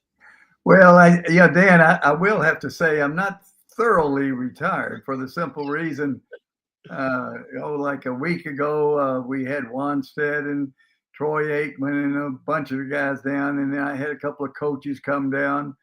And so I still have people coming to the Keys, but I won't be going to Los Angeles to do Fox NFL Sunday. I still talk to Terry Bradshaw, one of my best friends. And, we still communicate. Kurt Menefee just texted me about 5 minutes ago. But I won't be making that trip to LA. That's the number one thing. Coach, let me ask you a personal question here. I know that you were dear friends with Gene Hackman, and unfortunately all that went down, God rest his soul, rest in peace. I mean, was really a tragedy there. Did that have anything that pushed you into wanting to enjoy the back nine, so to speak, right now, and not anything else? Like maybe it was time that you and Rhonda wanted to have a great time with your family. And did that have anything to do with it? It's something that you say that because Kurt Menefee asked me the same thing. yeah, maybe it accelerated my retirement, or at least the announcement. The one thing about, Gene and Betsy, they came down a couple of months every year and spent time here. He was such a talented individual. Not only was he a great actor, but I've got 3 paintings here in my house. So he was an artist. He also wrote some books. He was just a pleasure to be around. And of course, he was 95 years old, but Betsy was only 65. And it was just such a shock to hear about both of them passing. But really, I had planned on retiring anyway. It just that when that did happen, that's when I decided to call Fox and call Eric Shanks and Bill Richards, our producer, and tell them that, hey, I'm going to go ahead and retire. And so we set up the announcement right after that.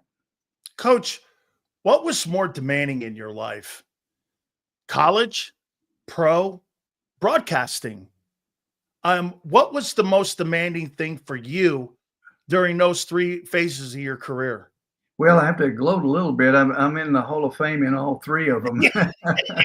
But the most demanding, Dan, was coaching professional football, because on top of being the coach, I was also the personnel director, and so I was in charge of evaluating talent. As soon as the season was over with, I jumped on a plane and went to the various all-star games, and then also I'd go around to the various colleges and look at players and work out players. And so, being in charge of personnel on top of being the head football coach was very demanding for me. And so, it was very rewarding. But as far as fun, there at the University of Miami, that's the most fun I ever had. We were so good, as you know.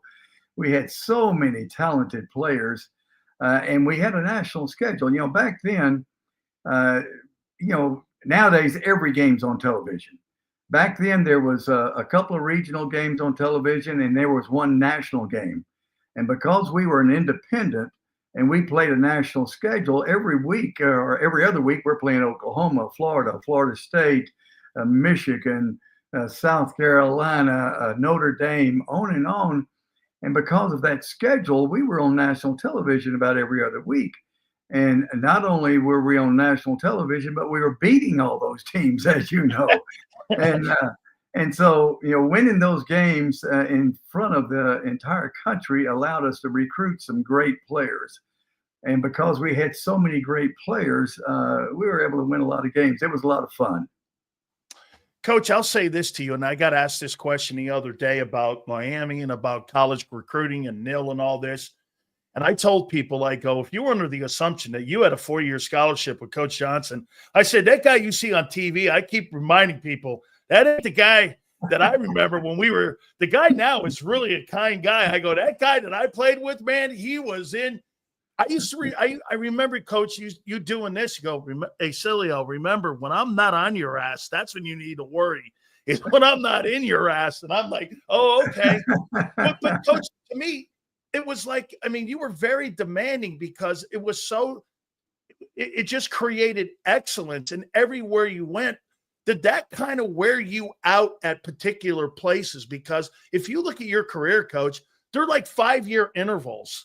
To where you're in college, you were at the Cowboys, and even with the Dolphins too. You tried to turn that thing around, but it was kind of a lot of internal things fighting you. The owner, the quarterback, all of that.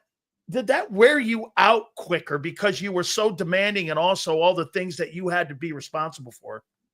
It was taxing. I think the biggest thing, Dan, is that it took a toll on my personal life as far as with my family. And in fact, that's the reason why I left the Dolphins. We went to playoffs 3 straight years, won a couple of playoff games, but we didn't win a Super Bowl, and so that was a disappointment. But my mother passed away, there toward the end of the season, and Wayne Hines allowed me to take his plane and fly to the funeral. And I realized right then and there I'd missed so much as far as my family. And so that's why I retired, from the Dolphins. And there with Fox NFL Sunday, I had plenty of off season, plenty of time, plenty of laughs. So it was a different world for me. And obviously my personality changed I didn't have to be quite as demanding as what I was when I was there at Miami. And you look at it, the one thing, of course, I'm proud of, winning the national championship and all the games, especially the games, our record against ranked teams. But the thing that I'm really proud of is that when I first went there, the graduation rate for the football players was just barely over 50%. And we, as we put in academic counseling, a mandatory study hall. I even had the coaches go to the classroom to make sure that they were going to class. So it was mandatory class attendance. We had to get up in the morning and go to breakfast to make sure we checked in so that we went to class. Right. And if they didn't do it, they were running it with those 110s at 6 o'clock in the morning. And right. So the graduation rate with the academic counselors and, the academic support system, went up to 90% when I left, and it stayed right at 90% ever since I left because of the academic support system. So our players got their degrees, and I was very, very proud of that.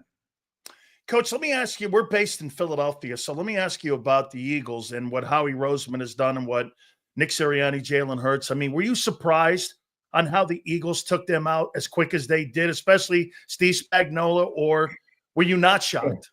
I picked Philadelphia to win because, in fact, I said on Fox NFL Sunday, I said, by far they're the most talented team. I said, the only advantage that Kansas City had over Philadelphia was the quarterback, because Mahomes is the best I've ever seen. And then Andy Reid, of course, with his record. And I said, other than that, Philadelphia is a better football team in all areas. And, they're just such a talented team. That defensive front, the offensive and defensive lines both dominated. And Howie's done just a great job of bringing in players. A lot of teams down in the league, they can't figure out the cap. They can't figure out how to keep players. They can't figure out how to get a free agent. Well, Howie's figured it out because they bring in a lot of talent. Coach, do you see in Jalen Carter a little bit of Jerome Brown? I've never compared a player to Jerome, but I think he's a little bigger. Jerome was about 6'2.5". This guy's about 6'4.5". He's got great feet, Coach. He's got great hands. He's got great tenacity. He plays that 3 technique as good as any tackle in the league. And, he takes on the double teams.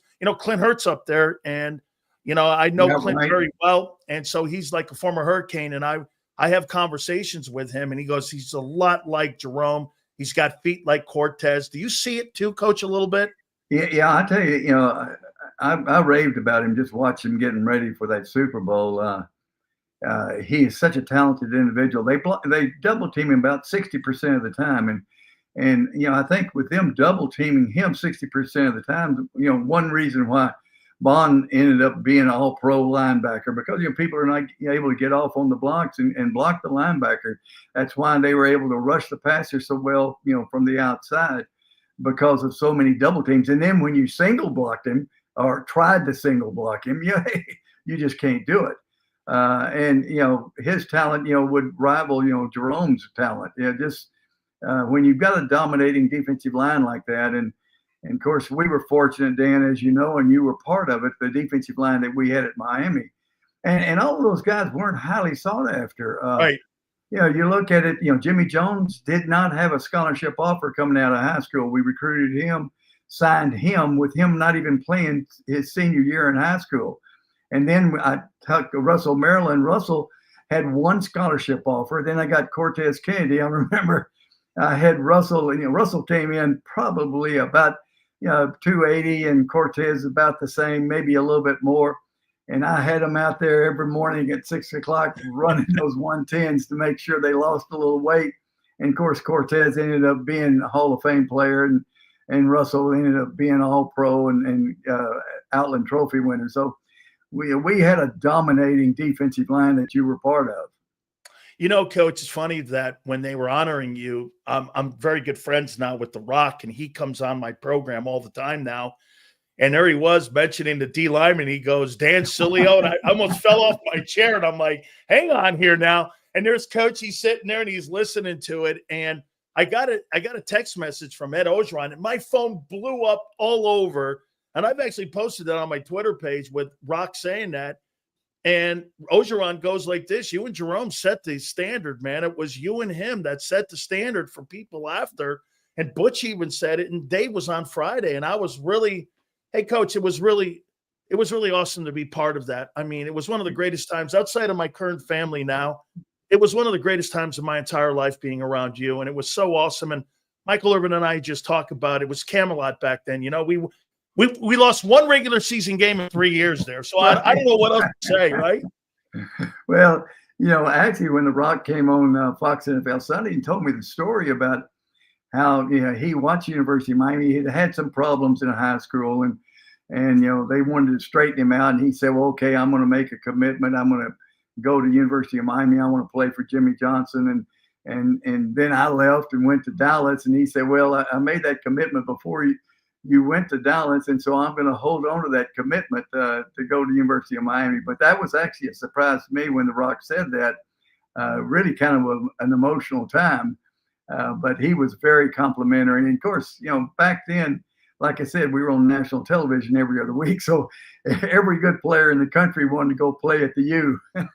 Absolutely, Coach. And what people always said, how come you didn't want to come out? I go, we had Cortez Kennedy and Russell Maryland, and Jimmy Jones, and all these guys behind you. You didn't ever wanted to be Lou Gehrig. I mean, because we had so many great players there. Coach, couple last questions here for you. I've made this comment. Look, I'm friends with the Jones family. Steven comes on a lot, and I really like them. But, Coach, of all the people they've never been able to replace, it's been you. I know you've seen my tweet numerous times on that. You've been able to replace, well, to some extent, Troy. You've got good running backs. You went out and got wide receivers. But, Coach, I mean, he does a great job at evaluating and raising the value of the Cowboys, the visibility of it, the drafting. They're not awful in drafting. But what's the one different thing that you think that gets in the Cowboys' way? Coach, in 29 years, they've won 4 playoff games. I mean, they haven't been to an NFC title game in 30 years. What's the difference? Well, first of all, let me just say this. Will McClay, their personnel director, has done a tremendous job. He's had offers to be a general manager at various NFL teams and turned them down. And in fact, just signed an extension to stay with the Cowboys for quite some time. He really is responsible for a lot of the personnel moves. I think with the Dallas Cowboys, it's a very difficult place to coach in that everybody in the country is patting you on the back, telling you how great you are. And sometimes you get a little bit infected about, hey, I am pretty good. And I think it takes away from the work ethic of some of the players. They're thinking they're pretty good and they don't have to go out there and work and earn it. They don't have championship rings on their finger, but they act like they do have a championship ring on their finger. And I think because of the visibility and because everybody's always talking about the Cowboys and how great they are, and then next thing you know, they lose a game and it's the end of the world. But because of the visibility, I think it's a difficult place to coach. A lot of things going on, a lot of distractions other than just football. Last one here for you, Coach. Correct me if I'm wrong. Obviously, you've seen some of the best players of all time. My assessment of Micah Parsons is exactly what you just said. We get Tony Casillas on here every now and then, and I'm just like, when I watch him play against Lane Johnson or I watch him have to play the run, and he just seems to play sometimes in spots. It's one thing to take time off, but he wants to rush the passer. That's fine. I get it. But you've got to be a complete ball player. I remember in our time, Coach, Pat Swilling, Derek Thomas, right. These guys were ball hawks. I mean, they ran to the ball. They played the run. Lawrence Taylor, Carl Banks. I just don't see it. If that were you, would you re-sign him? Or would you have – because I guarantee you he wouldn't play that way for you the way he plays right now in Dallas. I think there are two things there, Dan. I think with Micah Parsons, he is an extremely talented player. He is a player that can make a difference in a game that it would be a very difficult decision for me as far as, making a trade and trying to get a lot of picks for him because he can win a football game by himself. Now, the only thing is I think defensively they've got to have a scheme that protects him and allows him to make plays. If you just line him up at defensive end, then people are going to take advantage of that because he's an undersized defensive end. You got to use him a little bit like we did Jason Taylor, who was a Hall of Fame player, 245 pounds at defensive end for us. You got to move him around. You got to do some different things. Now, Dan Quinn did that. Dan Quinn did an outstanding job of using Parsons, rushing in the middle, left side, right side, move him around, do some different things as far as putting pressure on the passer and making big plays in the backfield. But as far as him playing right there at one spot, defensive end, he's too undersized to do that, but he is a great player. Okay, so I'm assuming there's going to be a lot of bridge tournaments. I do play international bridge on a lot of days. So it's going to be fishing, bridge with Rhonda. You guys will be hosting people down like Belichick and all of that. And hey, Coach, by the way, he's coaching at UNC. I know. Things go sideways a little bit for our boy Mario. He was down here a few months ago, and then we do visit on occasion. It'll be interesting to see what he does. Of course, he's going up against the U, so I'm going to be torn right there. But I still do the stock market, and the only thing is, at my age, I'm doing more treasury bills than I am stocks. But everything's going well for me, Dan, and I appreciate everything. Thank you so much, Coach. I thank you for your time. Thank you for the things you've done for all of us. And God bless you, Coach, in your retirement. I know it's going to be a great one. And a new chapter in your life will probably be, and I know, not probably, will be as successful as everything you've ever touched and everything you've ever done. Now, one last one, Coach. National title ring as a player, national title ring as a college coach, Super Bowl championship ring. Which ring do you love the most? Which ring means the most to you? Oh, I don't wear any of them. I got the Pro Hall of Fame ring, the College Hall of Fame ring. That University of Miami ring is a pretty ring. I got that Marquise diamond right in the middle that I had to pay for myself because the college didn't do it. But nowadays, I don't wear a whole lot of rings because I'm out there fishing. The rings are in the safe. The three-ring boat is out at sea all the time now. Coach, thank you so much for your time. Thank you again. I promise you I will not harass you until September. Thank you. I'll talk to you during the football season. You got it. Thank you, Coach. All right, Dan. That's Jimmy Johnson there. Love the coach, man. Absolutely awesome being around him. It was so much fun. I'm sorry. Hey, by the way, I saw some super chats. I was in a conversation, so hopefully you guys don't get pissed off. I'll tell you what I'll do. Bob, I think I saw you send something. So what I'll do is I will send a text message to Coach Johnson, and I'll ask, so some of these super chats that we missed here, Xander. By the way, don't forget Tony Dungy is going to be with us also at 4:30. Hey, Sills, with all of our free agent losses this year, can you ask Coach Johnson? I will text him right now what he considers a reasonable percentage of player turnover year to year. I know the cap is a big part of turnover. And Bob, by the way, Jimmy didn't have to deal with turnover or the cap, I should say, back in the day when he was building the Cowboys. So I will ask him that. I promise you I will get a response to that too. So again, Xander, if we have any more supers here during the interview, Jimmy and Pete Carroll are legends, two of the best player coaches of all time. If I'm not mistaken, I believe that Switzer, Pete Carroll, Jimmy Johnson, and I think Paul Brown are the only coaches in NFL history to win a national championship and also a world championship in the NFL, if I'm not mistaken. Bob, no worries. I will definitely going to text him when I take a timeout and when I take a break here too. So we will definitely get that. I appreciate you guys sending the super chats. Guys, I'll say one more time to you. When you played for him,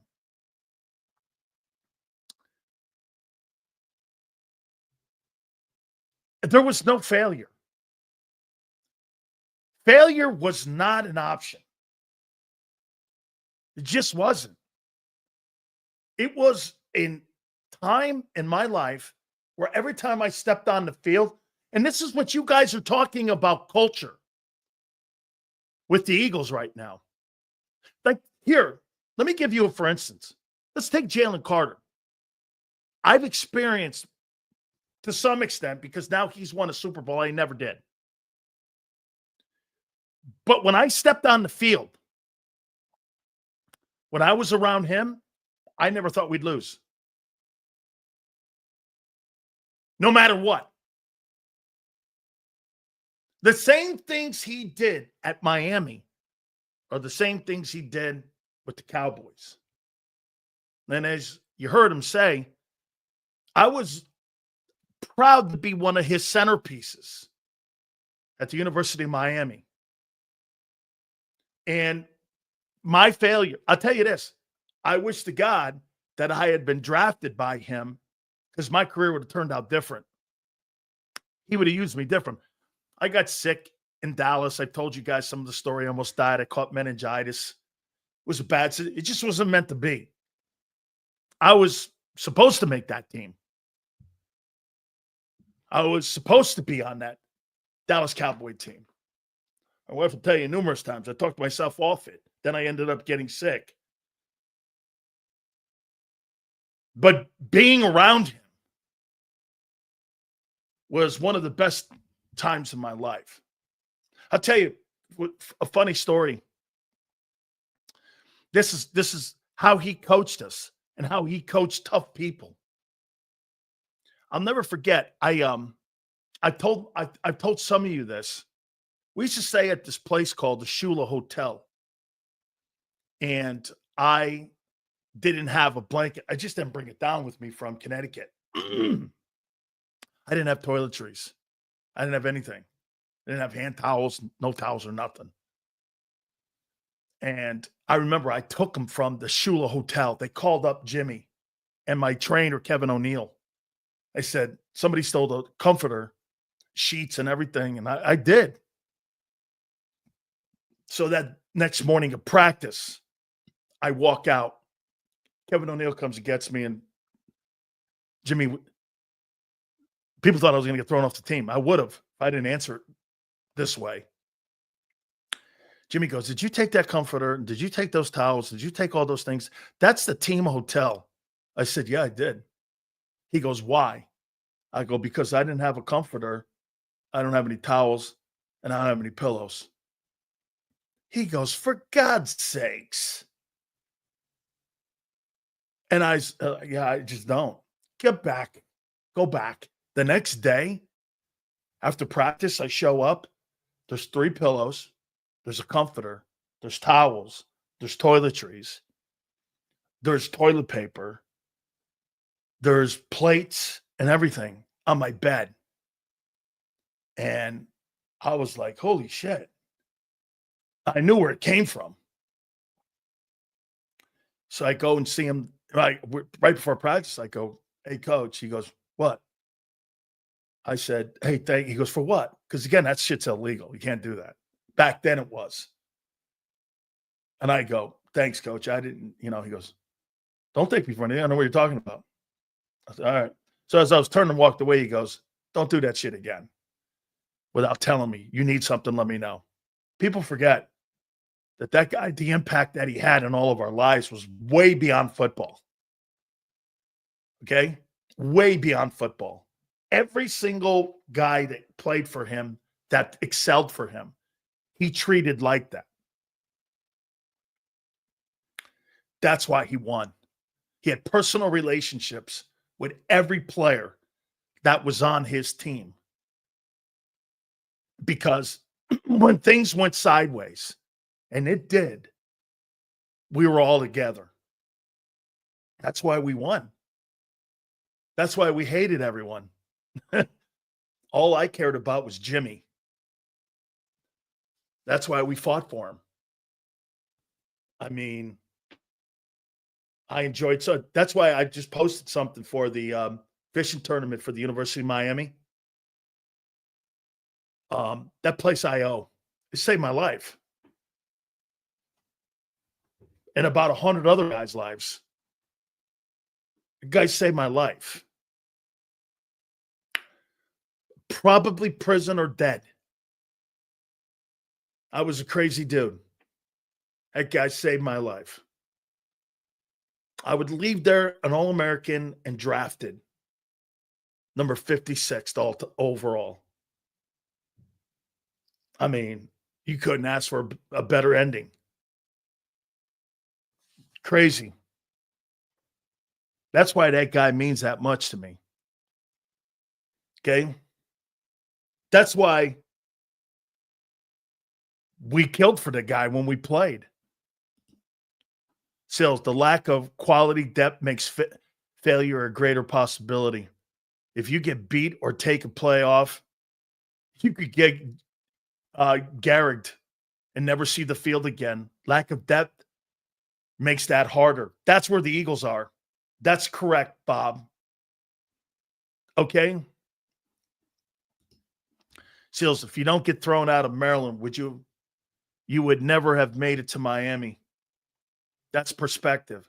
Denny, I would never have left Maryland if I didn't get thrown out. No way. I love that place. I did. I would never have transferred if things worked out differently there. I played as a freshman. I got a championship ring, a conference championship ring as a freshman, 19-year-old kid. I would never have left if things didn't go sideways. And there were very few places. You know the two schools that wanted to give me a chance? Oklahoma, Barry Switzer, and Jimmy Johnson. Those were the two scholarships that I got. Barry let me, I initially signed with Oklahoma. I was going to be a Sooner. I had signed. I showed you my scholarship. I posted my scholarship at Dan Sileo show on X. I had a scholarship to go to Oklahoma. I was going to go to OU.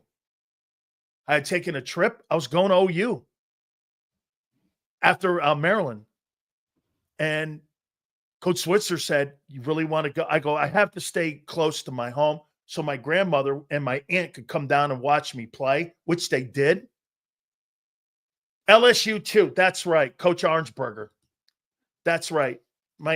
That's right. LSU also offered me a scholarship. Coach Arnsberger, because of Andy Robustelli. I had LSU. Hey, Xander, what about that? That's not bad. I had LSU, OU, and I had Miami. And all of them were top flight programs at the time. And I thought I went to Oklahoma on a recruiting trip. I went to LSU on a recruiting trip. I got recruited by Notre Dame out of high school.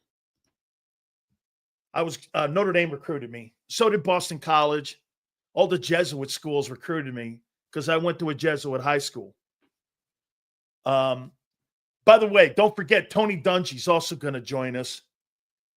Brian Kelly, no. A guy named Bill Arnsberger was the head coach of LSU, and he was the former head coach of the New York Giants. And Bill Arnsberger, if some of you know who this is, was the D coordinator of the undefeated Miami Dolphins under Don Shula. And Arnsberger, because Andy called him, flew me down. They looked at my tape and they said, "Hey, I'd like to come play at LSU." And I was really going to sign. I had another one too. I could have went to Minnesota. I had Minnesota, LSU, Oklahoma, and Miami that I could have transferred to. It wasn't happening right away. The whole summer went through. It's kind of crazy. The whole summer, nobody called. And I thought I was working with my grandpa on the boat. And I was going to have to, be a lobsterman or something. I don't know what I was going to do. And all of a sudden, LSU called, Minnesota called. Lou Holtz was at Minnesota. No, a guy by the name of Joe Salem was the head coach of Minnesota. And Minnesota called me. I took a recruiting trip up to Minnesota. I went to Minnesota, LSU, Oklahoma, and Miami. And I chose Miami because of Butch and Dave Wannstedt and Jimmy. Those guys sold me, and rest became history. Sills, it is so much better seeing Jimmy Johnson on this show than something like Fox. You see a lot more of what made him great on the Dan Sileo show. That's really kind of you. Really, thank you very much. I mean, Coach and I have had a 40-year relationship. Yeah, so it was really awesome. By the way, I just got a note here that a friend of mine who played with me in high school, Dave Pazzulli, who played with the Cleveland Browns, who we call each other brother. His mother just passed away, Angela.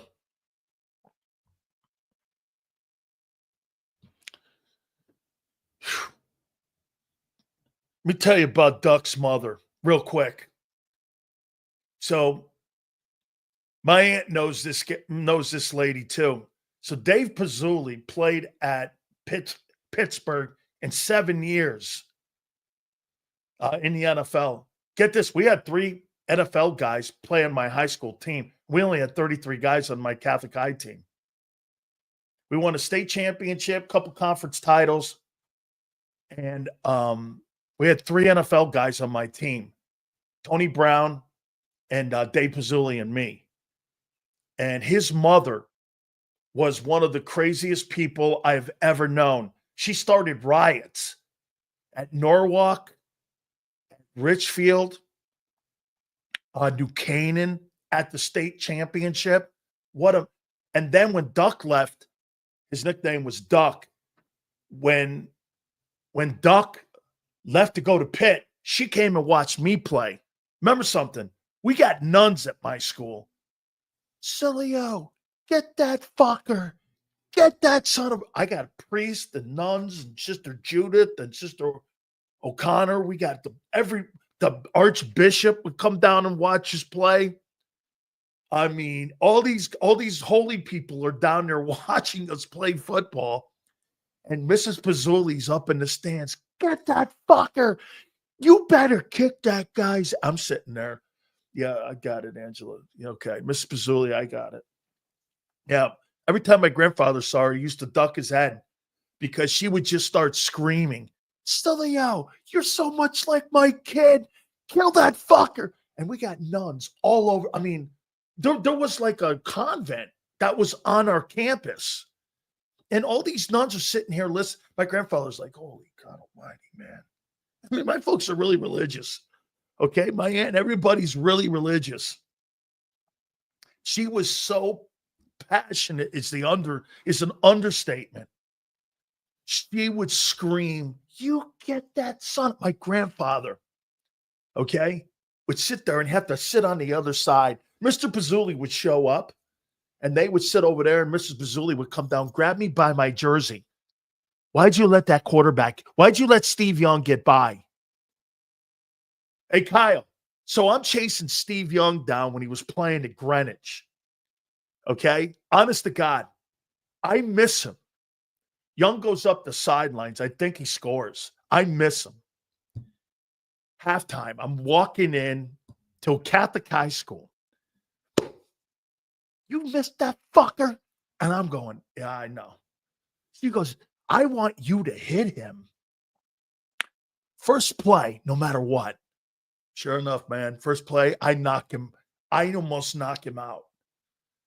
And we end up beating him my sophomore year. And Catholic High barely beat Greenwich. And we beat Steve Young. I think they went to the conference title game that year at Boyle Stadium. And she used to go crazy on me. A great lady. Yes, great lady. I loved her to death. His son, his brother, Dante, I believe, was passed on too. So crazy times. We had crazy people, man, at my Catholic high school. And Jimmy Johnson, I remember my grandfather calling Jimmy and telling Jimmy just wanted to know. He goes, how should I deal with him? My grandfather, you know what he used to say? Don't give him any rope. And I'm Jimmy, and I go, he goes, hey, I talked to your grandfather. I said, you talked to Brother Barry? He goes, yeah, I talked to your grandfather. Okay.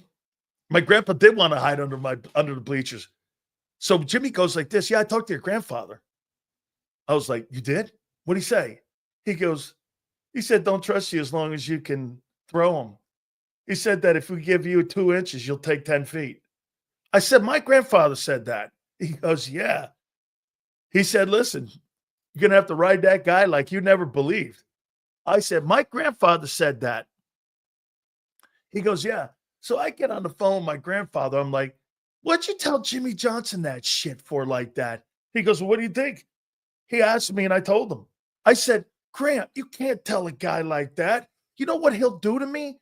I'll be running 16 110s until I'm dead. He goes, probably the best thing ever happened to you. You just got thrown out of a college. And I'm going, you can't talk to these guys like that. Yeah. Every time, Jimmy, man, I talked to your pop today. I said, what did he say today? He said, you're a bullshit artist. And I went, my grandfather said that. He goes, yeah. And I'm like, all right. All right. I'm a bullshit artist. All right. Let me get back. Let me, I don't even know where the hell I'm at. It was great talking to Coach Johnson. Tony Dungy's going to join us here at 4:30. Do me a favor, hit the like button. I'm going to talk about the top edge rushers. I got this list from one of our friends in the NFL. My 2025 bold predictions. Okay? Last year, they weren't very good. This year, I think I'm making a comeback. Don't call it a comeback. LL Cool J. For all you white dudes, look it up. Big Sil's in a comeback. I've got 10 bold predictions this year. Most of you won't like them. Hit that like button. Also, I'm going to go over those top 10 teams, those top 10 picks that I got from Dan Morgan, the general manager of the Carolina Panthers. We'll do that. Predictions will stink, says Jacob and Xander. Oh, boy. Do we have our very first 2025 bold Eagle predictions. We will do that next. Don't forget our great friends at Morgan & Morgan. If you're ever injured, these are the people you want to. By the way, John's going to join us this week. It's the #1 injury law firm in America. They have built this firm up for over 25 years. Ultima and John as the top firm in the country when it comes to injuries in the country. Absolutely. With over $20 billion in recovery for families. I told you about the family in PA, $650K initially offered by an insurance company. No way. Morgan & Morgan got that family $26 million. Same with the Florida family that was initially offered $350,000. No way. $12 million. They ended up getting in recovery for that family. If you're ever injured, like I said, make sure you check out my great friends at Morgan & Morgan. Go to forthepeople.com/big sales or pound law 529. That's FOR, thepeople.com/big sales or pound law 529. And do me a favor. You tell them Big Sales sent you. This is Eric. When he got injured in a car accident, he called Morgan & Morgan. He not only gets a lawyer, he gets trial lawyers like Sam and Jessica who are in it to win it. He gets his own investigators with briefcases, leather ones. And if you ever have questions, our customer service folks keep things rolling. Injured? We're your army. Morgan & Morgan, America's largest injury law firm. Your financial future is on the line. Are you ready for what's next? At Leone & Company Wealth Management, we help young professionals, business owners, and pre-retirees navigate the complexities of building and protecting wealth. For young professionals, we'll help you grow your wealth, plan for your future, and make the most of your hard-earned dollars. For business owners, we provide strategies to protect your company, manage risks, and create a lasting legacy for both your business and personal wealth. For pre-retirees, we'll design a plan to secure your retirement, ensuring you can live comfortably and confidently in your next chapter. Whether you're just starting out, managing a thriving business, or preparing for retirement, we're here to help you take control of your financial future. The first consultation is on us. Get the advice you need without the cost. Let's make your financial vision a reality. Take the next step. Scan the QR code to schedule your free consultation today. And of course, go Birds.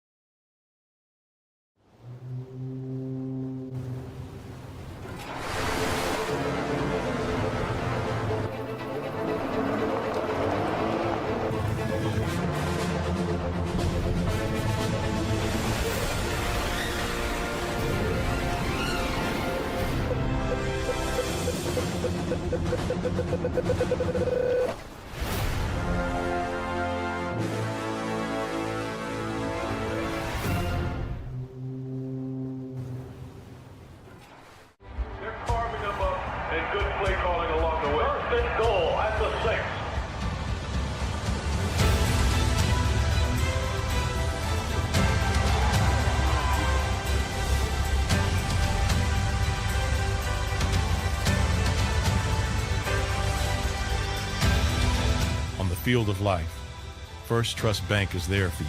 Champions on 3. 1, 2, 3. Because Philadelphia dreams deserve a Philadelphia bank. In our hometown, we all look out for each other.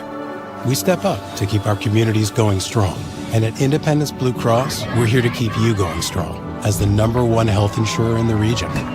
No IBX is always looking out for you.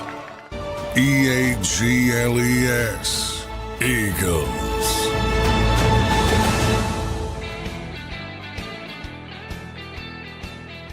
Big Sills National Football Show. Don't forget, at the bottom of the hour, Tony Dungy is going to join us. Hall of Famer. See Xander telling you my predictions are going to stink. These are bold predictions. Eagles, 2025. We'll see if you like them. I want to finish this up. By the way, real quick, I'll tell you what, if Shedeur Sanders does get drafted by the Giants and Cleveland goes with Abdul Carter at 2 or Travis Hunter, and the Giants end up getting Shedeur Sanders, Jalen Hurts, Jaden Daniels, Dak Prescott, all of a sudden not a bad division, at least prospects, a Super Bowl MVP, highest paid player in the league, well, second now to Josh Allen and Dak. I don't know. All of a sudden, you have some interest. Deion Sanders' son playing quarterback for the New York Giants. All right. Hey, man. JAKIB, you're in Norwalk? I lived there. Right down by the train tracks for a little bit. Mom lived there. Most of the time, though, I was born in Stanford. That's pretty good, JAKIB. Appreciate you coming aboard. Do me a favor, guys. Please hit the like button. Tony Dungy joins us in a couple minutes here. I want to finish up here with the top picks. I got this from Dan Morgan. This is how he sees the board playing out here. He's got Cam going to Tennessee. He's got Shedeur going to Cleveland. You got to figure something out at quarterback. Travis Hunter going to the New York Giants at number 3. That'd be a good pick. They don't need another edge rusher. They've got 2. Kayvon Thibodeau and Brian Burns. Number 4, Abdul Carter to New England. That'd be a great pick for them. Put him on the other side of Milton Williams. Now you're talking. Milton Williams, Abdul Carter.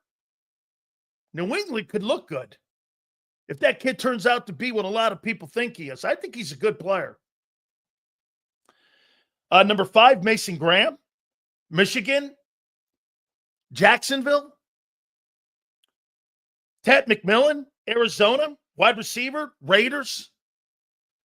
Why would the Raiders draft a receiver when you got Geno Smith in there now? Okay, I guess. Armin Meebu, Missouri, OT, Jets, they need O-line. Jalen Walker, Georgia, linebacker, Carolina Panthers. That makes sense. Why? Dan Morgan played linebacker in the NFL and was a college star at Miami at linebacker. Will Johnson, Michigan, cornerback, New Orleans. And Ashton Genty, Boise State running back, Chicago. They got everything. Can you imagine DeAndre Swift and Ashton Genty up there together, kind of what they have in Detroit? So they've addressed the quarterback. They've addressed the wide receiver in Chicago.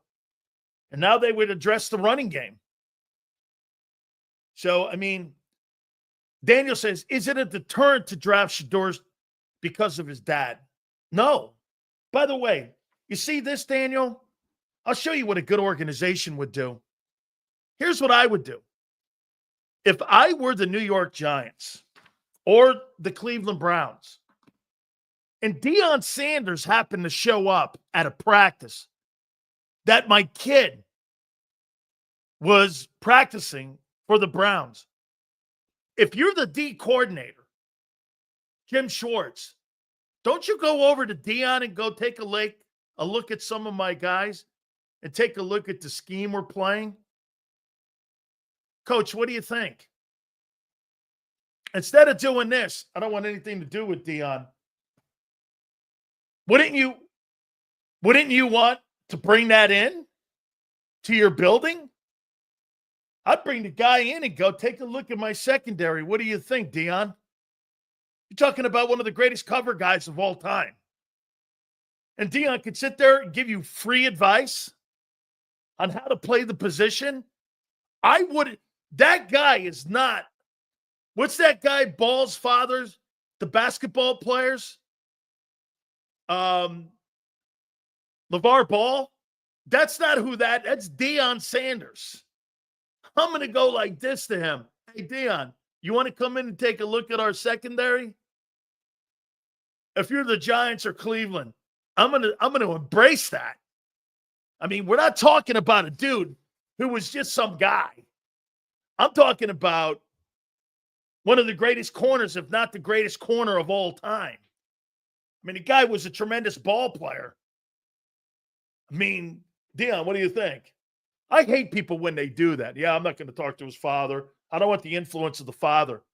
Well, yeah, if I'm asking influence and how, then again, in marketing and marketing yourself as a player, Deion Sanders is the quintessential guy that's ever done it. You know what I would do?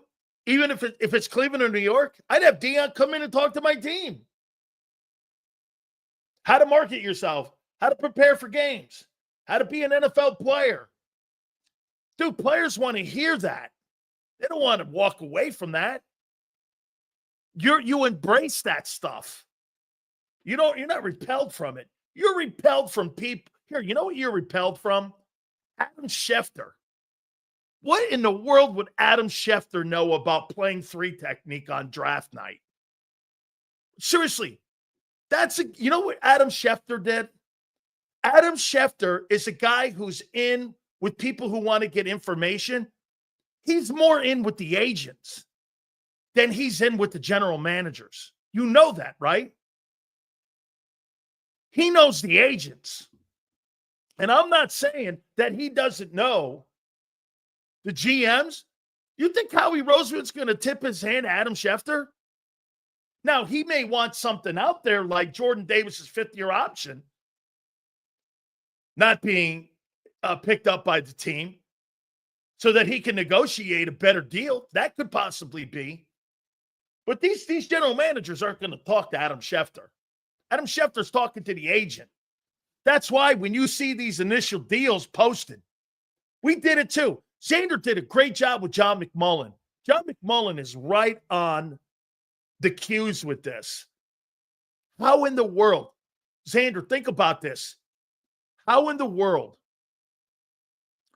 would those numbers get posted when those contracts even haven't been signed off by the NFL Players Association and haven't been vetted on how you're going to put that money in escrow? How much of it? What are the incentives? All those contracts have to be signed off before they're legal by the NFLPA and legal of the NFL. How are they posted within seconds? The agents.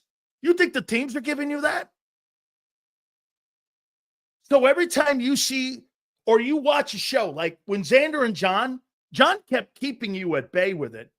Let's see what the contract really looks like. Anytime that there is a number posted, that's why they're starting to do this now. They're starting to post the contracts and who they're being structured by for a reason. You know why? Because it comes out different.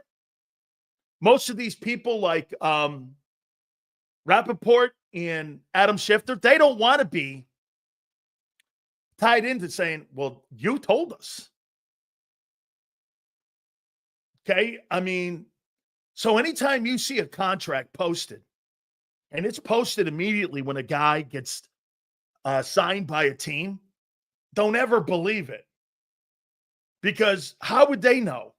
That hasn't even gone through the NFLPA, and it's a 24-hour process before those contracts even get back to the agents.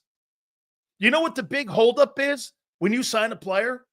It's the signing bonus and length and the structure of the contract with the incentives in it. Shit, most of the players barely know what the incentives are. Did you see what's his name made a comment? Zach Bond didn't even know that there was a Pro Bowl incentive in his contract because he thought it was so absurd. The NFL puts these little, they'll put first team all pro, 150 grand. They'll put some other shit in there. And most of that stuff is not real money. That's what Zach Bond was telling you. I didn't even know there was a incentive in there because that's not real money. The chances of Zach Bond making first team all pro, let me put this in proper perspective for you. Do you know what the chances of Zach Bond making first team all pro were last year? 1,000 to 1. Maybe more. 1,000 to 1. 5-year guy, been in the league, never really had more than 200 snaps at any time in his career at a position. He was a special teams guy. The chances of that guy making all pro are nothing. Get this. Look at this. Who? Who's Harrison Bryant? Look at JD3. He went down into the garbage pail, and he tried to tell me Harrison Bryant. Who? Oh, it's one of these guys. Okay, yeah. It's one of those guys, the Eagle sign, that are going to hit. All right. I get you. I know where you are. All right, before I get Tony Dungy on here, I got 7 minutes to do this. Here are the Big Sills 2025 early bold predictions. You ready? Tony Dungy is going to join us at the bottom of the hour. In 2025, my first Eagle prediction, the Eagles will win 11 ball games. Number 2, the Eagles will finish second to the Washington Commanders for the NFC East. They got all the way to the NFC title game. Bold prediction number 3. Sills, the Browns got Myles Garrett. We got Joshua Ajulara. Bold prediction number 3. Eagle tight ends this year will have it combined 4 touchdowns. Eagle prediction number 4.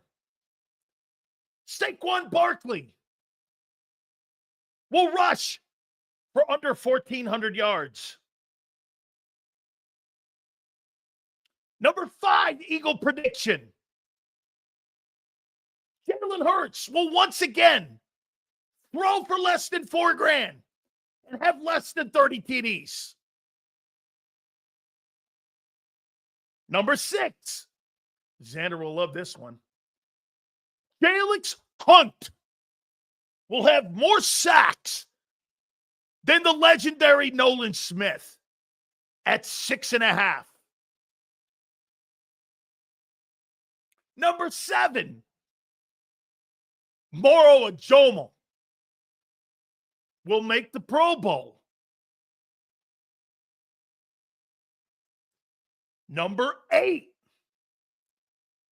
Devontae Smith will have more receiving yards than A.J. Brown. Number 9, bold prediction. Jalen Carter will have under 10 sacks. I say 9.5.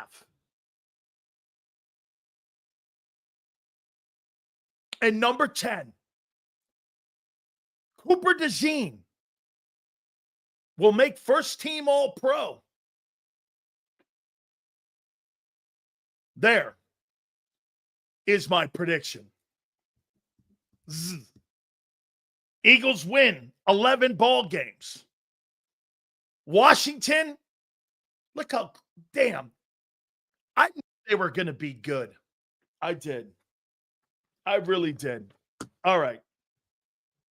It was great catching up with Coach Jimmy Johnson at 3:30 and talking to him about building a defense and talking to him and actually playing for him and how he built that 43 defense when he was at the University of Miami and then obviously when he was with the Dallas Cowboys. I'll say this one more time to you. When I got to Tampa and I was broadcasting, I'll never forget, and I've spoken to Coach Dungy about this numerous times, and I think this is what the Eagles are doing right now. One of the things that Brad Culpepper told me, he was a dear friend of mine, said, you know what Coach Dungy had? He had John Lynch, Rondé Barber, Warren Sapp, and he had Derek Brooks. These were all centerpieces on his team. And you know what he did? He went out free agent and got Simeon Rice. He added those pieces using free agency, but you know what he never lost? He never lost the core guys. And he always built around his core dudes. That's why those Buccaneer teams were so in the NFC. By the way, I think he got jobbed. And I love Mike Martz and I love Dick Vermeil. He comes on this program a lot. But I tell you, man, I hate that call in that NFC title game, Coach. I think he got hosed in that game. I mean, that Buccaneer defense, I think, held them to whatever points it was. Greatest show on turf. I think we got jobbed because I'm an alum for the Buccaneers. I got to tell you, Coach should have been in 2 Super Bowls. With all further ado, let's bring in our friend, Coach Tony Dungy. We appreciate him coming aboard. Coach, I think you got jobbed in that NFC title game. Hey, Dan. I'm going to hold myself to that. We still feel like we should have won that game 6-5. We held them to 5 points. They scored with a little bit more than 3 minutes to go. We make that third down play and win the game 6-5. Then we don't have to worry about the bad call. always a Tony Dungy, always making it look, hey, we should have done our job and not lean on that. Absolutely, Coach. I got you. That's what Brad said too. Coach, you know what? You said something to me a long time ago, and so did Brad Culpepper. And you're seeing what the Eagles are doing right now. Nolan Smith, Jalen Carter, Quinyon Mitchell. Now they got Cooper DeJean. They got a lot of these young guys like you had. Is that the key to building success and sustainable success? Is having those guys instead of having mercenaries like they did say in 22 and 17, where Coach, you got to reinvent that defense every year. And now, you have a core group of guys. Is that the key in how you build a good defense? That's how you build a lasting thing. There's nothing wrong with having mercenaries. There's nothing wrong with having that guy that comes in and injects something. But if you want to be a great team, a great offense or a great defense for 6, 8, 10 years, then you get those building blocks, you draft them, you develop them, and they become the fabric of the team. And I saw Chuck Noll do that in the 70s with the Steelers. It's Joe Green and L.C. Greenwood and Dwight White and Jack Lambert and Jack Ham and Mel Blount. It's guys who are drafted and they come up and there's a Steeler way. So when I got to Tampa, Warren Sapp fortunately was there. John Lynch was there. Okay, Derek Brooks was there. 3 pieces that we could build on. Now, what do we have to add to that? So we draft Rondé Barber. We get Hardy Nickerson. He was already there also in free agency. But those were long-term pieces that when other guys came in, they could then tell Simeon Rice, this is how we do it here. This is what Buccaneer defense is all about. Coach, you mentioned Joe Green, and in my opinion, I think the greatest shade defensive tackle in the history of pro football. I mean, there's a reason they call him Mean Joe Green.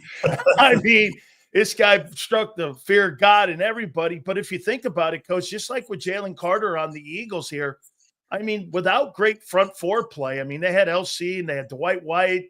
I mean, they had a bunch of really good players in that front four, but without that, the linebackers don't play well. And if you're not strong up the middle, like you've always told me, Coach, you're not really going to have a good structured defense. Is the key to that defense really Jalen Carter? Because, I mean, look at Zach Bonney, makes first team All-Pro. You got the safeties that played great. It all starts there, doesn't it, with a guy like that? It does. And I can remember going to Indianapolis and Bill Polian, who was a great football mind. So he's asking me about this defense. Hey, I've seen it, but tell me about it. What do we need? Where does it start? Where do you build it? Well, it's just like you say, it's right down the center. And it's with that guy closest to the ball that they have to deal with. And that was Joe Green. When I was in Minnesota, that was John Randall. When I was in Tampa, that was Warren Sapp. Well, we didn't really have that in Indianapolis. And we drafted Dwight Freeney #1, and he was fantastic for us. And he was what we needed. And we had Robert Mathis off the other end. But it wasn't until we got Booger McFarland in the middle of that 2006 season to solidify that middle. That's when we became a championship defense. Coach, tell me this.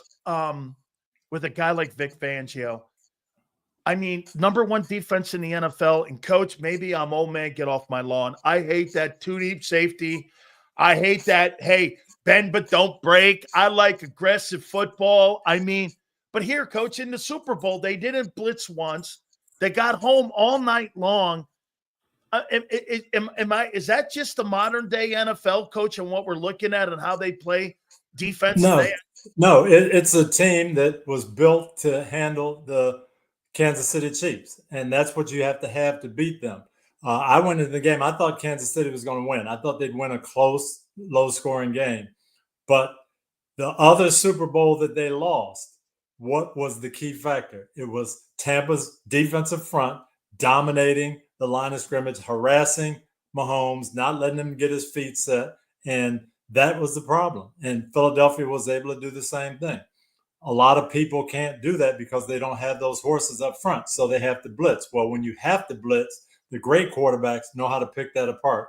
But when you can pressure them and get them to feel insecure and still cover with 7 people so they can't predict, hey, I've got 7 guys. I might double this guy. I might double that guy. I might be in zone. I might be in man-to-man. I might be in 2 deep. I might be in 3 deep. Quarterback, you have to figure it out, but you aren't going to have much time. Well, if you have to blitz me, I can see there's nobody back there. I'm throwing to one guy and getting rid of the ball. Mahomes he couldn't figure it out all day because he didn't have time and they could mix those coverages. I could just see you watching that game and watching the Eagles probably going, hey, this reminds me of the old school Steeler teams. Run the hell out of the ball, play lights out defense, a quarterback be efficient on 3rd down. I mean, Coach, that was old school football approach, wasn't it? The way they was. ran And you talked about Tampa, that run we were on. We played the Washington Redskins at that time, and they were the #2 offense in football. We held them without a touchdown, without blitzing. It was Warren Sapp and Brad Culpepper and the guys up front putting pressure on Brad Johnson. The next week, we played the #1 scoring offense who's averaging 40 points a game, and we held them to 5 points for 55 minutes, never blitzed, just allowed that front to get after him. And that's, if you can do that, that is the key to having great defense. Coach, help me out on Jalen Hurts. Guy throws for 29.05, 29.03. Not one of the prototypical guys, but now he's 6-2 in the playoffs. Resume matters, Coach. I mean, he's got 2 NFC championship trophies on his resume. Now a Super Bowl and a Super Bowl MVP.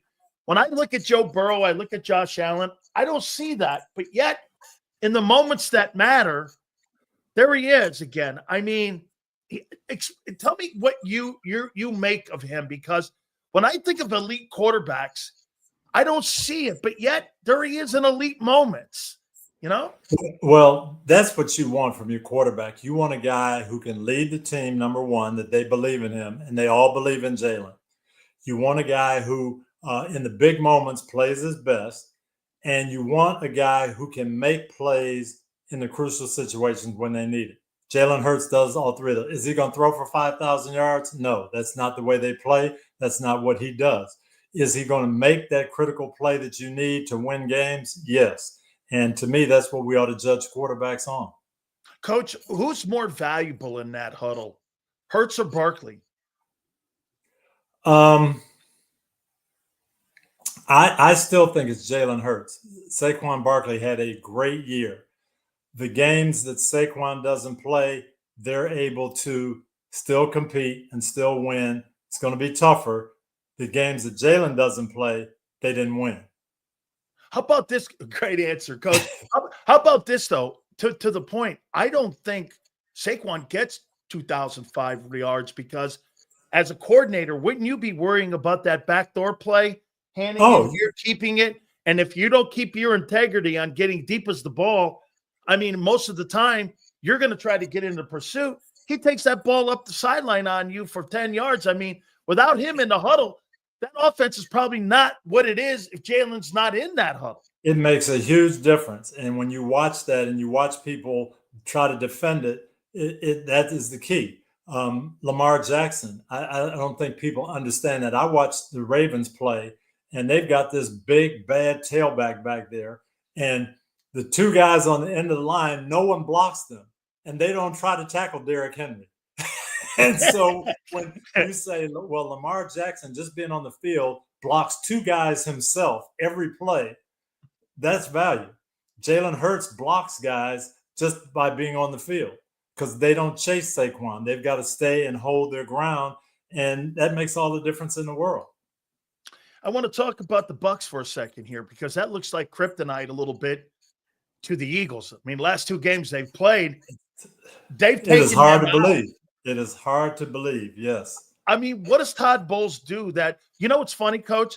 I forget who said this to me, but they're watching the Super Bowl, and somebody texts Todd Bowles and said, they're running your defense. And Todd goes, yeah, they're running my defense. And that's kind of what and how they end up beating. Why do the Buccaneers perform so well against the Eagles, in your opinion? Does it really start with Vita Vea? Does it start with defense? What's the difference that Tampa does? They've got that one big guy in the center of the line that you have to account for, and you have to double team. So it starts there. But then number 2, I think you have to credit Todd Bowles, because his game plan going into those games is, I'm going to take the ball out of Jalen Hurts' hand fast. He's going to have to make decisions. He's going to have to hand it off. If he's throwing, he's going to have to throw fast. I'm not going to let him create. He's not going to run those 40 and 50-yard keepers. He's not going to run the zone reads where he then throws the ball. He's not going to scramble around. I'm going to get the ball out of his hands, and it's good strategy. Not everybody can do it. Yeah. Coach, couple last ones here for you. If you see any teams in the NFL right now, especially in the NFC, Coach, the Commanders, the Rams, maybe the Packers, all because of the quarterback, maybe the Bucs because the Bucs play them so well. What do you see as the biggest threat, do you think? And by the way, Coach, they lost 12 players on that Super Bowl roster on February 9th, and they lost quite a few defensive football players like Josh Sweat, who I thought was the best player on the field. They also lost Milton Williams. They lost C.J. Gardner-Johnson. They lost Oren Burks, who was a great swing linebacker. I mean, if there's any team right now in the NFC, who would you think would give the Eagles a little bit of a putt here to try to repeat as NFC champions? Well, I think it's Philadelphia. And the problem, the tough thing to repeat is, number one, everybody's telling you all off season how great you are. And they should be telling them that because they played great. Number two, people come after your guys. And so you don't have that same crew you had. Chuck Noll used to tell us everybody's job is important, but nobody's indispensable. Well, we think, well, they lost 12 guys. They're not that important. They've still got Jalen Carter. They've still got, A.J. Brown and the receivers. Yeah, they've got the big name guys.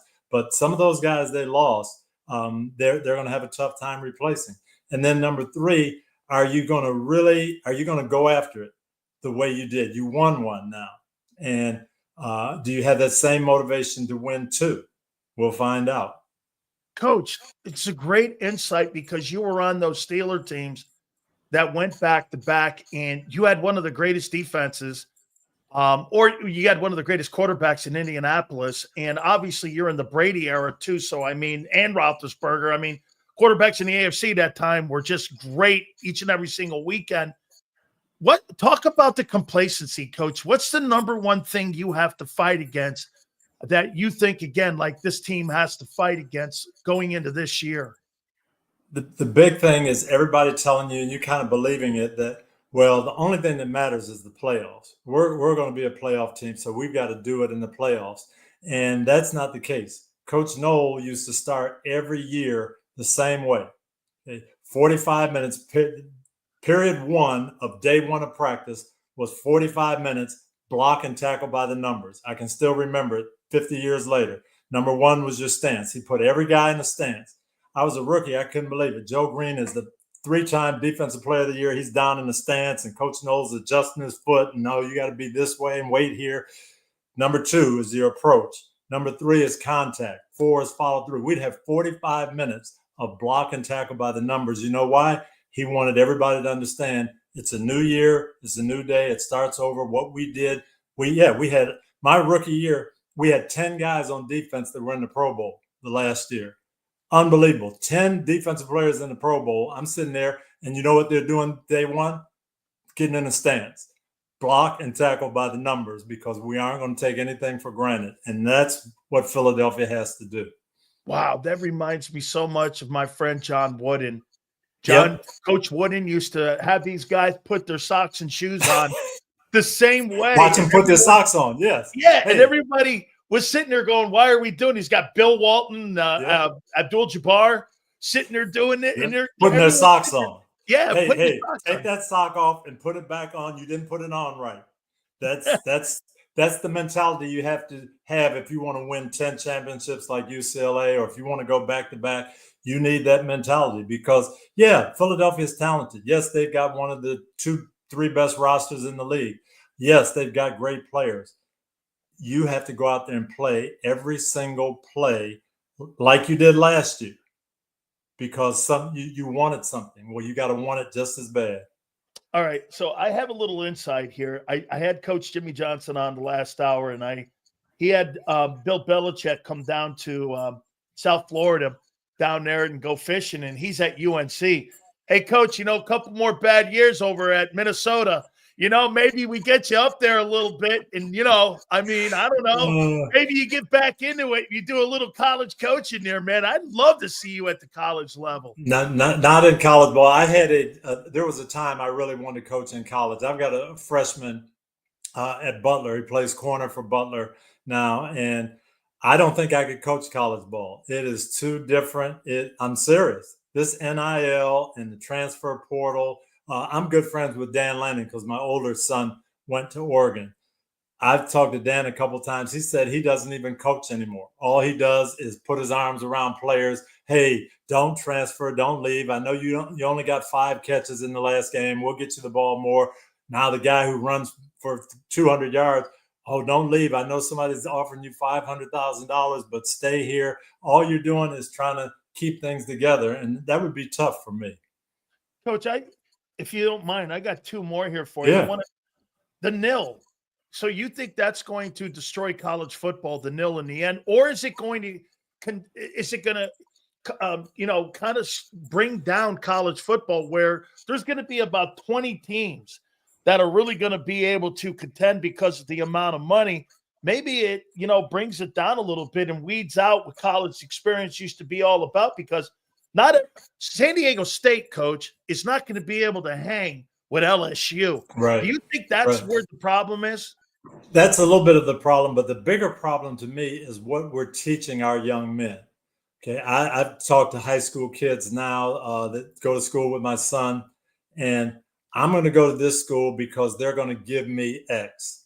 I'm going to go, I said, well, who's the head coach and who's your position coach and what are you going to do in school?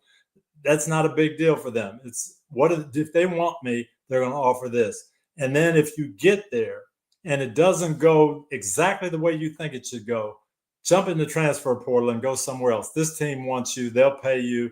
And we aren't teaching them, number one, the right things, the things that are really important. And then number two, we aren't teaching them to gut it out. Hey, if you have a tough time, your freshman year didn't go the way you thought, work a little harder, put a little more time in, get to know your teammates. No, transfer, go someplace else. I just think we're teaching our kids the wrong thing. Coach, we're going to get Coach John Gruden on next week. I believe Coach is going to find some time for me. Obviously, the whole thing that happened in Las Vegas and all, I know there's a lot of people. We had Eric Allen on. He endorses him. I know Warren Sapp also endorses him. And, Coach, are you a proponent of him getting another opportunity in the NFL to coach in the league again? Yeah, I believe in second chances. I believe that we all make mistakes in life. And John probably did a couple things that if he could do it over, he would do it differently. Does that mean you're a terrible person and you should never get an opportunity to do anything? I don't think so. I just feel like hopefully he's learned and he's grown from it, and people will give him a second chance. Coach, that's awesome of you. And by the way, I want to tell you a small story. So Crawford Curry, in our area where you and I live with the old wing houses. Remember? Okay, so oh yes. The old wing houses, he calls me one day, and you didn't see me. He calls me, he goes, you know where I'm at? I go, where? He goes, I'm with Tom Shaw. I go, okay, so what? He goes, guess who just endorsed Michael Vick to go to the Eagles? It was Tony Dungy. I'm like, he goes, I'm looking at Tony Dungy right now, and the Eagles are going to sign him. I'm like, what? I broke that story nationally because Crawford called me and said, Tony Dungy vouched for Michael Vick. We've had Vick on the program. I mean, Coach, you've done that for people like LeGarrette Blount. You've done people for all those kind of things. And you have to be thrilled to death to see what he's doing now at Norfolk State, getting an opportunity to change people's lives. I am so proud of him. I met Michael. I was with the Colts. We played Atlanta over in Tokyo. We did a press conference together and sat there for 20 minutes and talked. Got to know him just a little bit. And then when he was in Leavenworth prison, I went out to see him, and sitting right across, just like I'm talking to you, we're talking, and he's telling me the things that he learned and what was painful. And he said the worst thing about being in Leavenworth was not even the conditions or anything, but the fact that he'd get letters from kids who would say, Michael Vick, you're my favorite player. Why aren't you playing? And he said, I would have to write them back and say, I am not playing because I made a mistake. And he told me, he looked me right in the eye and he said, I want to get back to play to show those kids I'm not a bad person and to show them that I made a mistake, but I've learned from it. And I told Andy Reid that. I said, I don't know if he can still play. He hasn't thrown a ball in a year and a half. I don't know any of that, but I know he's a different person. And I think you can count on him to be the type of person that you would want as an Eagle. And Andy did the rest from there. But that's why people deserve second chances, because you see people like Michael Vick and LeGarrette Blount who say, you know what, I made a mistake and I'm going to do better. And they do better. I am a gigantic Michael Vick fan. I just love the opportunity. I see, to me, if I'm a player coach, I like people that have gone through adversity and success, because that's how you learn. We're going to fail more in our lives than we're going to win. and you learn more from failure here. Okay, finally, Coach, I'm going to do this right here now. Joe Green. Okay, well, that's 40 million. Jack Lambert, that's probably 35 million. Jack Ham, that's another 32. The guy in the secondary, my God, I mean, he's probably going to make another 36. I mean, that's not even counting LC and Dwight. Yeah. I mean, Coach, you couldn't keep that team together now. And there's not a chance in heck that you could keep that team together. It reminds me, the head of our grounds crew, a guy named Steve DiNardo. He came, Barry Bonds just signed with the San Francisco Giants for it was $2 million or something crazy. And he came in just laughing and he said, man, if Clemente was still playing, we couldn't even have baseball because you couldn't pay him enough. It's the same thing. I mean, you see some of these guys with these $50 million. I don't know what you'd have to pay Joe Green in today's time frame. If some of these guys are making 40 million, you'd have to give him 60 or 70 million. It's just a different world now. Man, Coach, I forgot that's right. You're at Three Rivers. So you're there with Clemente and Sanguin and Willie Stargell and all them guys, and you're there also with the Steelers and the Pirates playing in the same building. Yeah. I mean, I used to do my workouts.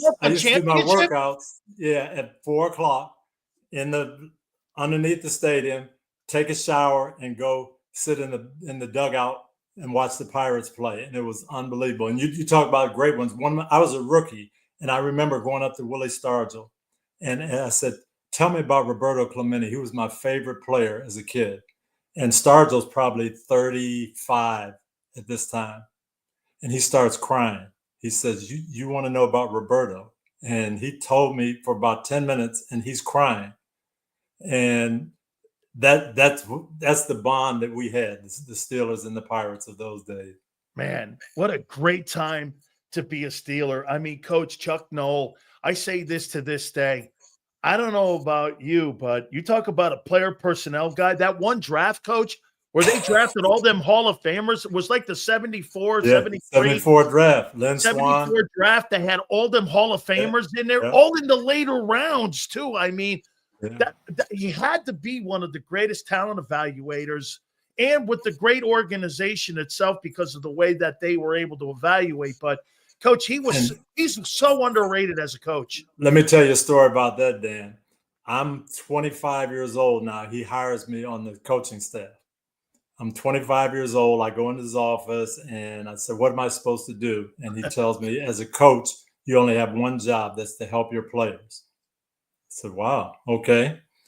The light bulb went on in my head right then, because I said, that's why I love playing for this guy so much, because he felt like he was there to help us. But then he sends me out on my first scouting trip, and he gives me a list of players in the schools and says, you make your airline reservation, you get there, see these guys, come back and tell me if they're Steelers. He said, don't take a tape measure, don't take a stopwatch, and whatever you do, don't listen to anybody else out there on the road. Use your eyes and tell me if you see Steelers. And that's all I want to know. He didn't care about height, weight. He didn't care what school they went to, what they look like. You know what a Steeler looks like. You know the heart that I'm looking for. You know the athletic ability. Tell me if they can play. Coach, Bill Polian told me a story about you when you got hired. By the way, folks, after he left Tampa, I think it was an hour, and Polian was on the phone with Coach Dungy, and he said this to me. He goes, I go, what did you tell Coach? He goes, I asked him, what kind of profile of a player do you want to be a Indianapolis Colt for you? And you laid out the blueprint of what that looked like, whether it was Bob Sanders or an undersized Dwight Freeney, you know, even a Booger, who was an undersized type guy when you had in Tampa. What is a Tony Dungy type of player? What is the most important thing? And I'm sure you carried that from Coach Noll to how you look at players today. Explosiveness, quickness, but even more than that, Dan, tenacity, never give up, that guy who makes an impact, and I don't care how big he is. So one of my first draft picks in Tampa was Warwick Dunn. And I remember people saying, oh, you can't draft a guy in the 8th pick in the draft who's 5'8" and 170. He'll never be a full-time player. And I remember asking Bobby Bowden, say, do you think Warwick could be a full-time player in the NFL? And Coach Bowden, in his old back home jargon, I don't know about that. All I can tell you is he's the best player we ever had. I said, okay, that's Coach Go. I don't need to know anything else. We'll take it. So same thing. Bob Sanders is 5'8", 200 pounds. Hey, Coach Fry says, hey, he's our guy. He's the best guy that we've had here. He'll turn your practices around. He'll make a difference. Robert Mathis is a 210-pound defensive end. Oh, he's a great player. His highlight film is as good as Barry Sanders, but he's only 210 pounds. Where are we going to play him? Hey, we'll find a place to play him. Let's just draft him. Coach, I swear to God, this is the last one. I swear to God, okay? You know what's funny, Coach? You and Coach Johnson have a lot of the same similarities when it comes to picking players, and I'll tell you how. You could take a player like an amazing character guy, and I'm not saying Warren isn't. He's a hurricane, so I'm not talking any trash on anybody. But anybody who ever knows work done, he's kind of like that Leroy Selman kind of guy, my friend over here. He's like, is he a better guy than he is player? He can't be, because he's a great player, but what a super kid. And then you have a guy, Warren Sapp, who's very vocal, very boisterous, very, he's tough on people. He's this and that. Isn't that the balance, Coach, of a coach to be able to coach that style of player and also that other style of player? How do you do that, Coach? How do you balance that? Because some coaches, like Dean Smith, I think this is why he didn't win more national titles. He said, I wanted to recruit players that had my personality. Well, Jimmy wanted to recruit guys who had all different types of personalities. He was looking for the best players with the tenacity, like he said. How do you coach that? Because it's tougher to coach you and Jimmy's style. What's the most important thing? Do guys want to win? Are they highly motivated? Are they hard workers and good teammates? We had heard a lot of stuff about Warren when I was at Minnesota. He's coming out for the draft. He's got this, he's got that. We went down there. We did a lot of work. What we found out, first guy on the field, last guy off. None of the defensive linemen do anything without him. Unquestionably the leader, wants to win very, very bad. Derek Brooks was the same way. Different personality, same traits. Wants to win, great teammate, great effort. Nobody's going to outwork him. Derek Brooks comes in my office every day in the 1997 offseason. Coach, somehow we got to get Warwick. We got to get Warwick done. I'm telling you, we got to get him. When Derek Brooks tells you that means a lot. Well, just so everyone knows, every week to this day, I get these text messages. What are you doing to be a better father? What are you doing to be a better man? What are you doing? And I finally asked him, I go, Derek, I love these text messages. He goes, Coach Dungy texts me that every day. And I'm going like, well, then it's good enough for me. I'm good with it. I mean, I out of nowhere, Derek Brooks would go he goes like, what are you doing to be a better man today? What are you doing to be somebody to make an impact in someone's life? Are you bettering others' lives around you? And things like that. That's the impact you had on players, Coach. Thank you. And that's where that came from. I remember my first meeting with the Buccaneers in 1996. And I told them, hey, I'm your new coach. We haven't been winning. They brought me in here to win. We plan to do that. But if that's all we do, it won't be very meaningful. We have to win, but we have to make Tampa a better place to live. I have 4 boys. They all look up to you guys and want to do just what you do. You got to be role models for them and every boy in this city. And those guys took it seriously, and they did that. Did you like your Steeler time more or your head coaching time more in the NFL? I think I liked my Steeler time because that's where I learned everything. Everything I took to the Buccaneers came from the Rooney family and Coach Noel and the way we did things. And it was so impactful to me because I was 21 years old and trying to figure out what I was going to do and my identity. And Coach Noel said that same thing. I remember our first rookie meeting. Welcome to the National Football League. You're now getting paid to play football, guys. It's your profession. But don't make football your whole life. You've got to find satisfaction. We're going to find some satisfaction on the field, but if you don't find satisfaction off the field, it won't make a difference, and you're going to be miserable when you leave the game. And I couldn't believe I was hearing that. But everybody on that squad reflected that, and all the veteran guys poured that into us too. And that's why we're so close and we were so unified. Well, I don't want to get thrown out of Coach Dungy's house now. So, Coach, thank you so much. I appreciate it. I love your work on NBC too, and I can't thank you enough for your time. You always find time for us. And, again, your impact, I get your players to this day still texting me like Derek Brooks telling me all the great things that you instilled in those guys. So thank you very much, Coach. I appreciate you and all your time. Thank you, Coach. Always good being with you, Dan. Thank you. All The right. legendary Hall of Fame coach, Tony Dungy. Absolutely awesome. It's true. I mean, Derek Brooks sends me those text messages all the time, and I go, where'd you get this from? He goes, I used to get them from Coach Dungy. He goes, even when we were 0-8, I'm getting it. And I tell the story about John Lynch. Everybody's got their heads down. They're doing this. Coach Dungy's looking around the room. He goes like this, Coach, we're just not winning for you. And Coach Dungy looks over at the players and says, do you know how close you are to greatness?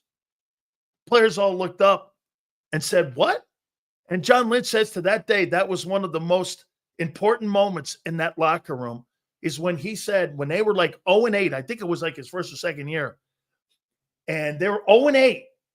No, and when you're a player, winning becomes contagious. Coach, you want to say something else on that? Let's bring him up here. Bring Coach back up here if you can, Xander. If you can. Coach, is that not a true story? We were 1-8 actually, and it was my first year, and I remember telling them, we're this close, but we're also this far. So what are you going to do? Are you going to sit there and say we can't get there, or are you going to step it up? And we won 5 of our last 7. We won the first 5 the next year. We're on the cover of Sports Illustrated after we're 5-0 the next year, and the difference was that much. Damn. Coach, you look like you're 42 years old here, man. I mean, you need to get back out there. I don't know. No, we can leave on that. Okay, Coach. Have a great day, Coach. Thank you so You much. too, I Dan. appreciate that. Absolutely great, man. Yeah, we can leave on that. We're going to talk to Xander here in a second, but I'm going to take a time out here. Don't forget our great friends at Morgan & Morgan, the #1 injury law firm in America, with over $20 billion recovered for their clients and over 1,000 attorneys from coast to coast. Absolutely the #1 firm when it comes to recovery for making your family get what they're entitled if you've ever been injured. Look, life is tough. This is one of the easiest decisions you'll ever make. If you're ever injured, please check out my friends at Morgan & Morgan. The fee is free unless they win. Now, go and get more information at forthepeople.com/Big Sills or pound law 529. That's forthepeople.com/Big Sills or pound law 529. And do me a favor, you tell Big Sills sent you. This is Eric. When he got injured in a car accident, he called Morgan & Morgan. He not only gets a lawyer, he gets trial lawyers like Sam and Jessica who are in it to win it. He gets his own investigators with briefcases, leather ones. And if you ever have questions, our customer service folks keep things rolling. Injured? We're your army. Morgan & Morgan, America's largest injury law firm. Your financial future is on the line. Are you ready for what's next? At Leone & Company Wealth Management, we help young professionals, business owners, and pre-retirees navigate the complexities of building and protecting wealth. For young professionals, we'll help you grow your wealth, plan for your future, and make the most of your hard-earned dollars. For business owners, we provide strategies to protect your company, manage risks, and create a lasting legacy for both your business and personal wealth. For pre-retirees, we'll design a plan to secure your retirement, ensuring you can live comfortably and confidently in your next chapter.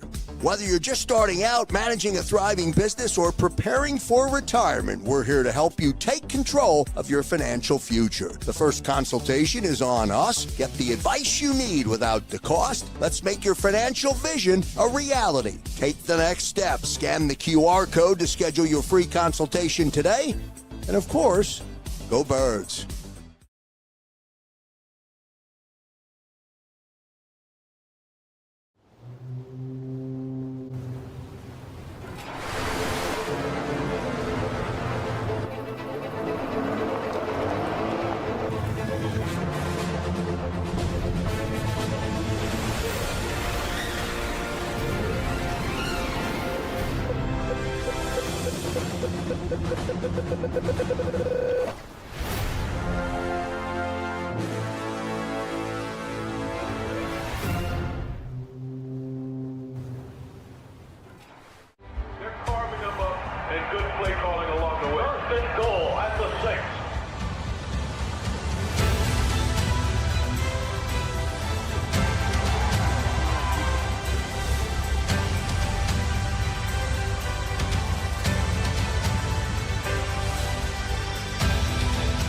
Field of life, First Trust Bank is there for you.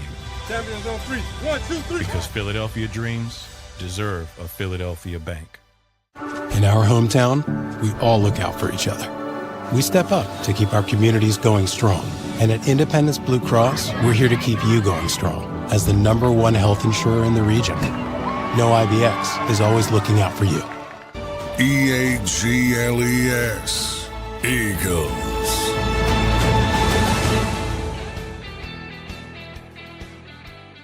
Big Cell's National Football Show. Do me a favor. Please hit the like button. We're at 176. Let's go. Let's get this bad puppy over 200. Great job today, guys. Hey, during this time is when Big Cell's puts on all the biggies. I don't usually do it during the football season. I don't need them. And not that I need them now. But I like to have these guys come on because it's easier to get them on. And they got more to say. Okay? But it's absolutely, I mean, it's just awesome to get these guys on. Do me a favor, please hit the like button here. I got to say this to you too. I thought it was awesome, the NCAA championships in Philadelphia at Wells Fargo. I absolutely loved it. Penn State ended up blowing the number away. I think 177. They broke the record for most team points to win another national championship with Coach Sanderson, who's taken over from Iowa. And I posted a picture of me and Dan Gable. I mean, I love the NCAAs. It was electric. By the way, the place was sold out. President Trump showed up. The whole thing was a gigantic, massive success at Wells Fargo. And I love that. NCAA wrestling, I mean, especially with the NCAA basketball tournament going on, I thought that was an absolutely great event held at Wells Fargo. You know, there's not a lot of things going on at Wells Fargo these days between the Flyers and the Sixers. That was probably the best the building has had when it came to successful events this year. Okay, it ain't the Sixers and Flyers. That NCAA men's championship wrestling tournament was all good. Guys, do me a favor, hit the like button. Did you get my bold predictions? I want to do these for Xander. Big Z. So I'm on with John. By the way, I hope you guys enjoyed Jimmy Johnson and Coach Tony Dungy today. I believe we're getting on tomorrow. Bruce Arians, the senior executive of the Tampa Bay Buccaneers. We'll get him on. And I know this, that Ice Cube's coming on Friday at 3:30. And Kevin Frazier from Entertainment Tonight worked with me at Fox Sports. I believe he's coming on Wednesday. That'll be at 4:30. So we got a big week lined up here for you. Hit that like button. We appreciate all. Without further ado, the #1 PR man for Nolan Smith. Here he is, ladies and gentlemen, the co-host of Birds 365, our man, Big Z, the star of the show, Xander Krause. How you doing, brother? What's up, Big Sills? How you doing, brother? Oh, good, man. Love the guests today, man. And Oh, man. They were really awesome, man. I love listening to these guys join the show. You know, I was listening to Tony Dungy, and I have his book here. We've had it. His book is incredible. And the thing I love the most about Tony Dungy, and he told the story about back when he, first got to Tampa, is he really practices what he preaches. This entire book is about what he just explained about molding men and making an impact on people. And he follows a 7-step thing. I haven't read the whole book. Admittedly, I'm not the best reader in the world, but his book is really tremendous, and he was an amazing guest. But great job by you on both of those guys. Amazing stuff that we were able to have Hall of Fame level guys on JAKIB Sports. It's really an honor, and I hope everybody appreciates it because it's pretty dope. You know what? You know what's crazy, Xander? I promise you. You know what I do? I text these guys the day of.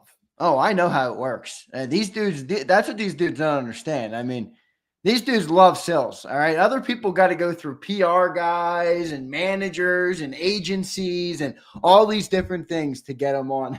Sills drops them a text message, and I put a comment in the chat, Sills, because it was cool how you were telling a story post Tony Dungy, and you said you want to come back up because you could see him reacting to it. I put in the chat that a little production note for people is people all the time. That happens to you all the time, that your guest stick around almost until you take another break sometimes, and they listen to your show. They listen to what you say. And I think that's pretty cool. I mean, these aren't unbusy people. All right. These people are, these are Hall of Fame guys. They got things to do, people to talk to, all sorts of things to do, but they sit here and spend some time and listen to Big Sills talk. So it's pretty cool. Pretty big honor to have them on here. Absolutely. And as we get closer to the draft, we're also working on Mel Kiper. Ooh, that'd be good. I don't think we've ever had him. No, I last time I had Mel on was about 7-8 years ago on my radio show back then. And I had him on. He's recently called Howie a Hall of Famer. Yeah, he did. And that's why I'm getting him on. Yeah. Also, too, he doesn't work at ESPN anymore, but I'm going to get Todd McShay on. Oh, and I'll get Todd on. Todd? I don't know I think he's working for an independent somewhere now. He might be. I got to look it up. But he used to be on ESPN as well, so I know him. But I know Mel Kiper a lot better than I do Todd. But I'm still working on both of those guys as we get closer to the upcoming NFL draft. Hey, by the way, before I get into the Big Sills bold predictions, which I know you'll hate. I don't hate him. I'm just going off of last year's record of, hey, you're in a little bit of a cold streak. Odds are on my side. It's over. Odds are on my side this time. So are you saying you were the 2023 Eagles last year, and you're about to bounce back and have a Super Bowl season? Oh, it's going to be. All right. Listen, I like the confidence. I'd rather you be confident than not confident, but I'll fade Sills. I'll fade Sills this year. Okay, I wrote down the top 10 edge rushers. Then we'll go into the bold predictions. Obviously, Abdul Carter is the number 2 prospect. He's the number 1 edge. However, no shot in hell at the Eagles because they're not moving up to get in that top 5 in any way whatsoever. And he's going in the top 5. Yeah. What about Mike Green, Marshall, number 12 prospect? Love him. You think they would move up to get him? Love him. I love that player. Now, he's in my head mentally. He's been ruled out because I'm like, I think he's going early. I don't know how early. Top 15, I think, would be a home run for him.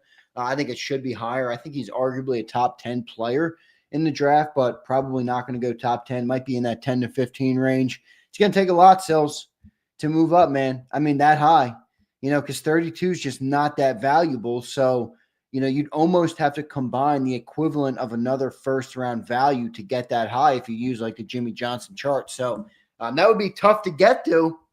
But for a guy like that, like if they're really enamored and they really believe he can be a difference maker, I wouldn't rule it out because we've already talked about it. They need to maximize these picks, man. They need cheap production right now. That's what they need based on the contract. So if you can get cheap production specifically at the edge rusher position, which is one of the most expensive positions on the field, you're maximizing value there. So it wouldn't it wouldn't floor me if they did it, but I'd say it's unlikely because they do covet their picks, and they'd have to send a lot of them to go up that high. Let me deviate off this for just a second here. I got this from Dan Morgan, the general manager of, I can't post the spreadsheet. So what I could do was write down a couple names. And this is what I want people to understand when we're talking about some of the Eagle prospects.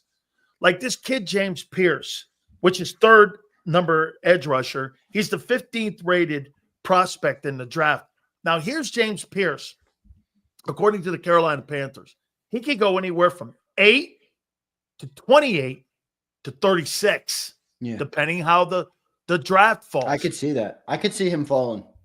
Here's Campbell, the Bama linebacker. He could go anywhere from 6 to 16 to 26. Walter Nolan, the Ole Miss DT, he can go anywhere from the 7th pick to the 18th pick to the 28th pick. Would they move up to spot 28, in your opinion, to get Walter Nolan if he's there? I would do that. Especially if I was with the the GM 20 of the team, I picks, would do that. especially with the 20 picks they have this year and next year combined. I would do that because I Walter Nolan right now is the guy I would want as the Philadelphia Eagles, because I believe you're going to get more out of it. I know you called me the Nolan Smith hype, that whatever. I like Nolan Smith. I think he's going to be a good player. I think he has the pedigree to be a good player. How will his body hold up? I think that's the biggest real question on him. But I think from a talent standpoint and an athleticism standpoint, I think Nolan showed me enough personally to believe in what he brings to the table. And I know you don't have a bunch of other guys, but I'm sorry, I'm not really sold on John, or I think you kind of have this take as well as Josh Sweat being the headliner last year. I know he was a good player. I appreciate what he did for Philly, but I don't really view him as an irreplaceable guy. And if you get a little bit of production from Ojulari, from Uche, from Bryce Huff, if he can be a little bit better than he was last year, I think you can piecemeal that. If you get Walter Nolan, though, on that defensive tackle next to Jalen Carter, I think you're going to solidify that line, man, for a long time. So this would make you feel good right here. Let's just say Josh Sweat's a B-plus player, and you get a bunch of these other guys that you just signed, and they give you C-plus effort.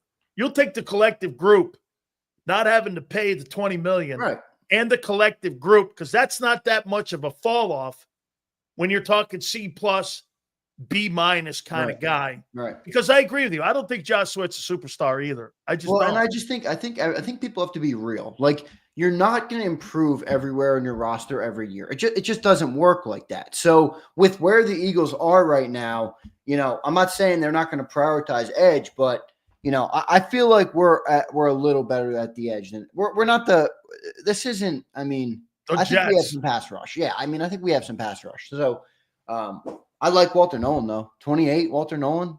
Dude, give me that. Give me that. I would do that all day. Here's another one. Derek Harmon, Oregon, could go, defensive tackle, could go 17, 28, or 40. Just depending on how the board falls. The Alabama quarterback is skyrocketing.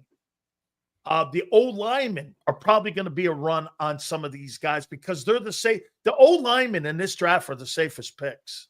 Yeah, and the Eagles, they like their offensive linemen. They really do. And they've had 4, they don't really release that stuff, but it's been reported that 4 of their visits, and the only 4 we know so far, are all offensive linemen. I have the names here if you want me to read them to you. Marcus M'Bow, Anthony Belton, Jalen Travis, and Josh Connerly.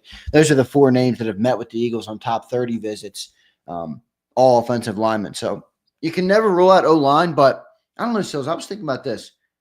I know you got to take it 1 year at a time with older dudes. I could see Lane Johnson playing 3 more years. I really could. It's all with his feet. He's going to do 2 more because he just got the guaranteed money. Dude, now he's 34. It's going to be injuries. And right.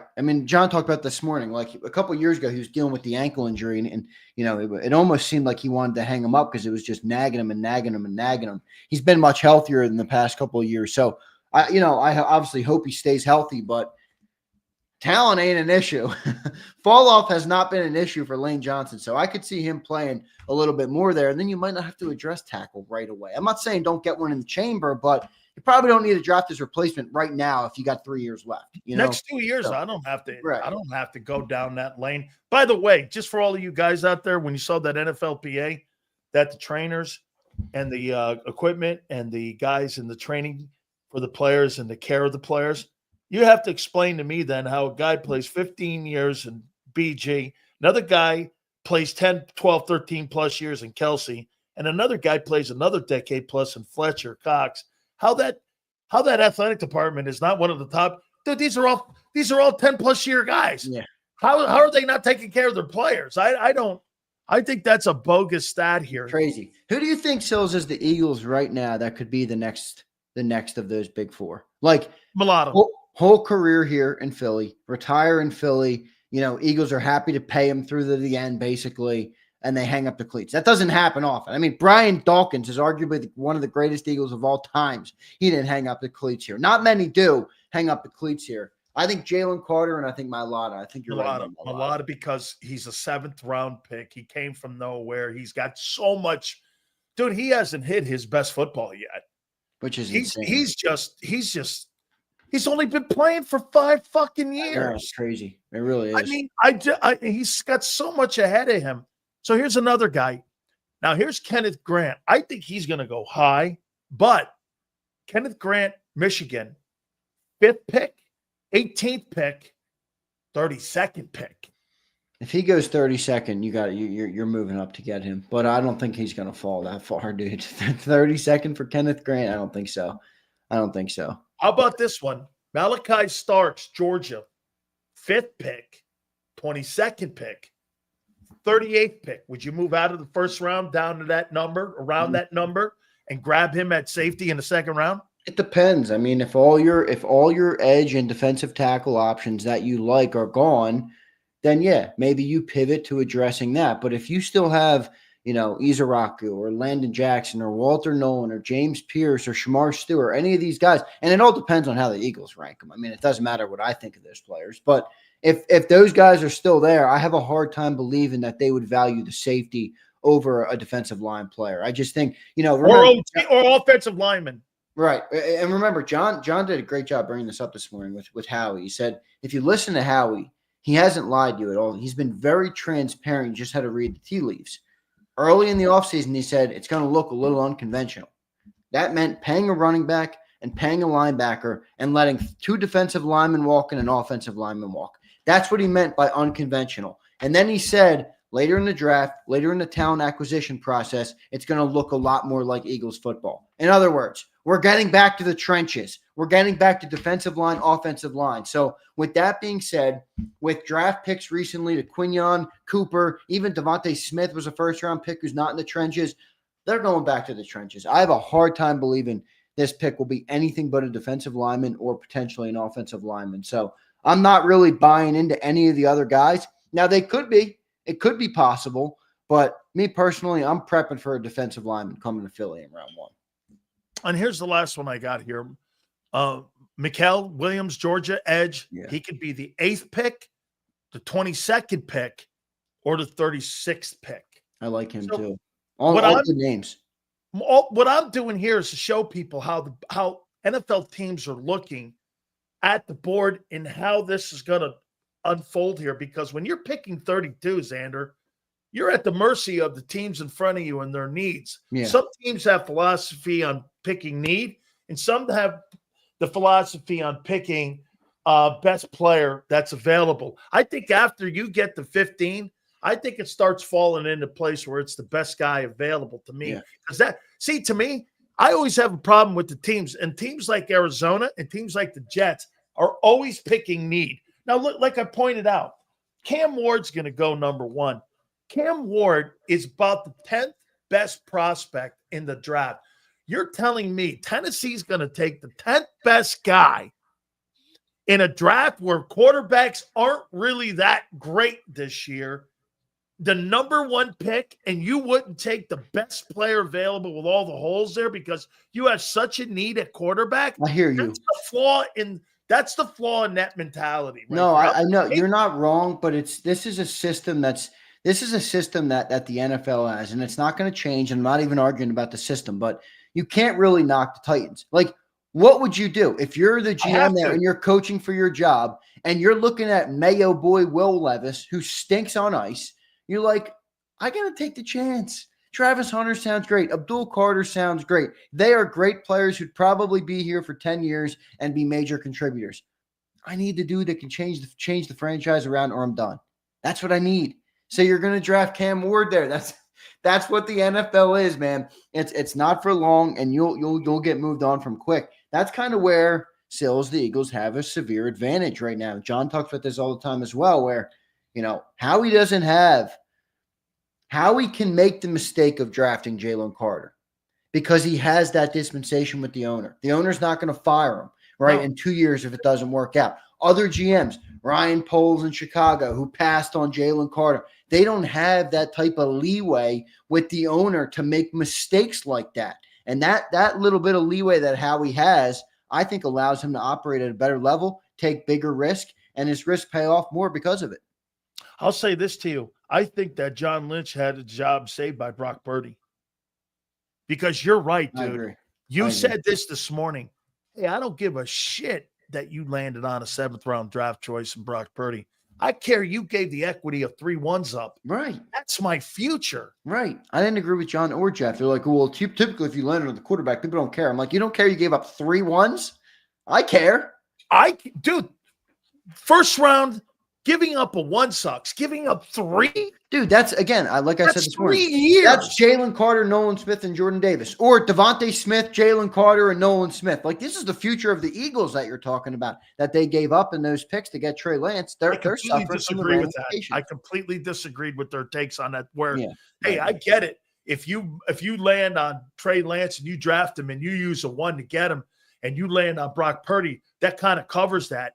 Okay, or like this, when they missed on Jalen Reagor and then he went out and made a trade and got AJ, that kind of covers that shit. Right. If it's 1-to-1, I agree. Because you're going to miss on draft picks. But when it's 3-1, dude, you lost that thing. 3 1s. 3 first-rounders. I mean, that's crazy talk right there. But no, you're right, by the way, about Purdy saving his job. I think it's a good take by you. But here's the other thing. Is it Purdy that saved his job, or is it Shanahan, who really seems that his baseline for quarterbacks in his system is competent? Think about it. He's made every quarterback win. Every quarterback. Garoppolo, it didn't matter who was there. And not really any of them have been all that talented. No. I mean, I like Brock Purdy, but he's not the most talented guy in the world. I mean, I think he's a good game manager. I think he's a great in the system, but is that a credit to Brock or is that a credit to Kyle?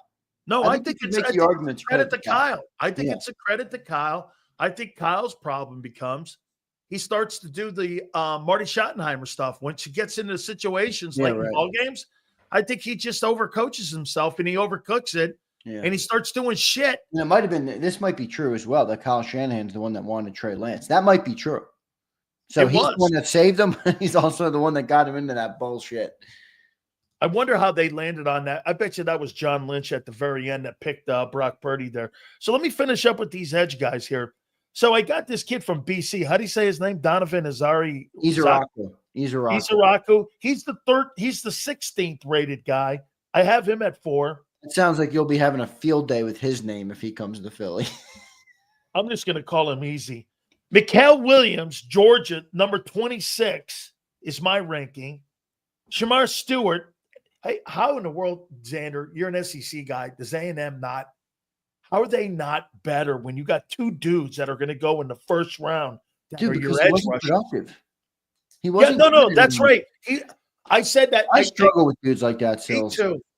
Bro, like I get it because, and here's the thing, like that I think is true. The NFL team, if your athleticism is that good, NFL teams will take a gamble on the athleticism because you're in rarefied air of athletes. But I mean, I'm a game tape guy. Like if you make plays in games and you don't grade great at the combine, that doesn't bother me as much as if you stink in games or you're unproductive in games and you're amazing in the combines. Like I'm a game guy. I want to see game production. That's my fear with Shamar Stewart and James Pierce, right? Everyone's like, oh, he didn't really test out that well. I'm like, the dude was uber productive though. Yeah, yeah. When you put him in game situations, the guy made plays. You know, I think the one thing with the draft that people miss on, and I don't proclaim to be a draft expert. Believe me, I let the experts do the talking, and I'll react and discuss it with all you guys. But I think the thing that people miss a lot of times with the draft is they're so enamored by players and athleticism and traits and all these things. Like, I want situational fits. I want guys who are going to thrive in the Vic Fangio defense. I want guys whose skill set will work with, in our case, with the Eagles, or if you're the Niners, with the Niners. Like, I look for stuff like that, and that's where Shamar Stewart doesn't pass the eye test. You turn on the tape, he gets lost in ball games, man. You're just totally lost. He's just a guy in the crowd, man. I mean, the other guy, Nick Scourton, is more productive. Yeah, he's good. He's good. He's a good ball player. I mean, but when you watch this other kid, he's a good player. What's that? That Boston College kid's a good player. Yeah, he is too. He showed up, and now he played at BC, so maybe you could argue the talent wasn't as good. But I mean, he was visible on game tape. Izaraka. Yep, just like that kid Green from Marshall's visible too. Yeah, see, one thing I forgot about him when we talked about him earlier, I don't read into when guys get charges. Like, I'm not like one of those guys that goes and reads it all day. I guess he's the guy that has 2 domestic assault charges. I didn't realize that was him when we talked about it a couple minutes ago. Howie's probably not drafting him. No way. Yeah, Howie's not touching him. I get this. You want to hear something? I think you can get into really tough situations like Jalen Carter did. And if there's a reasonable explanation, I think you can get yourself still drafted. I think if you're beating women, it's got to be something that's not. I don't like indict. I don't like. I'm an American. I believe in innocent till proven guilty. But I don't know the nature of the charges, so I don't want to speak for one side or the other. But I'm just saying, from an Eagles perspective, I doubt how he would dip his toes in domestic violence. Those are issues that I don't see the Eagles going. Yeah, because you know why? I don't see the owner signing off on that. Me neither. I mean, hey, remember Michael Vick, Jalen Carter. I mean, now I think who's the receiver? Riley Cooper? Riley Cooper, exactly. I think a lot of these circumstances are very different, but the owner has showed a propensity to give second chances. You know, very much so. In fact, I think he's one of those guys who likes to be at the forefront of giving second chances and making it work, like he did with Michael Vick. So I wouldn't rule it out completely. I don't know the nature of the case, but they'll have Big Dom do their homework, and if it's somebody they like, they'll go and get him. But I doubt it.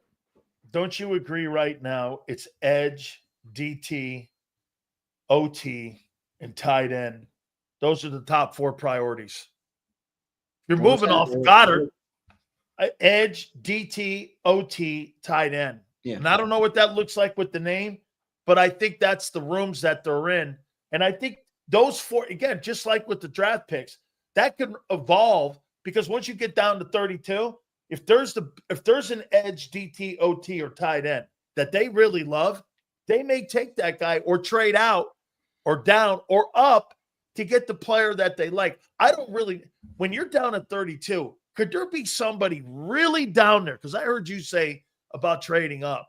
Xander, do you really think the Eagles at 32 really are going to fall in love with somebody that much with the last pick in the draft to move up? I think it's move out and down to try to acquire more picks so that they can leverage that next year.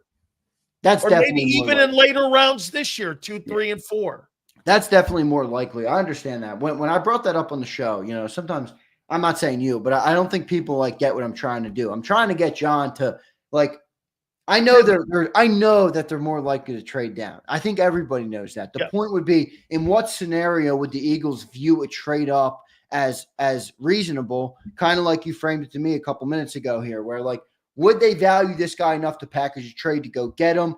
I think because they want to extract value, you know, they would trade up if they like the player enough, but the board would have to fall to him. The board would have to fall the right way. All right. Are you ready for the first installment of the Big Sales 2025? Yes, I'm ready to write them down. Early bold predictions. Here we go. Number 1, the Philadelphia Eagles will win in 2025 11 ball games. Trash. That's a trash prediction. I do not believe their defense yet. And we'll see. You didn't believe it last year. I know. I believe Vic, and I believe the core is coming back. 11 wins is a bullshit prediction. Go ahead. All right. I got 11 wins, baby. Number 2. Yeah, Super Bowl champions. 11. The Washington Commanders will win the NFC East this year. Last year, they made it all the way to the NFC title game. And what they get? 12 wins this year? What a bad prediction. They got 12 wins this year. Fine. Yeah. Hey, A rookie sensation quarterback. By the way, your team took more of a step backwards than the Commanders did. Dude, they signed a bunch of old head 30-plus-year-olds. Their team didn't get better. A bunch of young guys. Adam Peters had one cute, good offseason. Everybody called, the next coming. Adam Peters. He's done shit. Every move he made this offseason was trash. And you signed a bunch of trash cans. At least these guys are Wait. Why did we sign trash cans? Because our team was actually so stacked with talent that our 19th, 20th, 21st, and 22nd starters left the building, and we're all in shambles. Meanwhile, the Commanders can barely field a good football team. They have $100 million in cap space, and they still sign trash cans. And you took a blowtorch to the number 1 ranked defense. No, you didn't. How you doing? No, if we got rid of Carter and Nolan, I'd say yes, but they didn't take a blowtorch. The Commanders didn't get better. Their moves Milton Sweat, C.J. Gardner, Slay, Isaiah Rodgers, and your swing linebacker who started. You understand that the chance that Jaden Daniels duplicates what he did last year is very slim. I'll tell you what, there's a better chance of him duplicating what he did a year ago than you duplicating being the number 1 defense with I don't 5 disagree with starters that. gone. I don't disagree with that, but I think our offense is going to be good again. Our offense was a top 10 offense. Your offense was a top 2 running attack and 30th in passing. I don't give a shit. The overall offense was top 10. Okay, yeah. You were doesn't matter how they get the yards. You were one-dimensional. Wait a second. You're telling me old school, bench 550 pound, put your face in the dirt and go and crush somebody in the defensive line, Big Sills, is gonna cry about how we get the yards? Who gives a shit? They were a top 10 offense last year. Who cares if they get them running or throwing? What is this, a beauty pageant or football? You sound like NBA guy. You know, my favorite thing is basketball, right? What do they teach all the young kids now? Go for the swish. Go for the swish. Yo, kid, use the backboard. It works 99 times out of 100. But everybody wants to be pretty. Everybody wants to be cute. Everyone wants to be the prom queen. It's bullshit, Sills. They were a top 10 offense. Let's move on. Number 3. Shit. The Eagle tight ends. Commanders win the NFC. Will combine for a total of 4 touchdowns this year. I like that one. That's lofty. It might get less than that. If Goddard's gone, we're cooked. Number 4, in Big Sil's Eagle predictions for 2025, Saquon Barkley will rush for under 1,400 yards this year. I think, you know why? I still think his yards per carry will be 6.2. I think they're going to do more running with Hurts and more running with this kid, A.J. Dillon. I still think I don't like that take. I do. I'm not going to sit here and say he's going to go over 2,000 again. I mean, it just doesn't happen like that. Dude, do you know if Derrick Henry broke a record that had stood in the NFL where, get this, Derrick Henry's the only guy to have 3 years of going over 1,500 yards in his career. For Saquon to do that again is pretty lofty. Here's the other thing. If you look at that list of 2,000-yard running backs, the 9 names, and then you look at who tried to repeat, and then you even look at Derrick Henry, who had the best offensive line of all of them? I think the Eagles. He did. So I think the Eagles' offensive line is going to tilt the scales. Saquon clearly still has a lot of burst. He doesn't look like he's aged, at least not yet on the field. No, he's about in the middle. I think he's going. How about this? I'm not saying he's going to go 2,000 again, but I think he's going to go over what you put. I think he's 1,700 yards. That would be.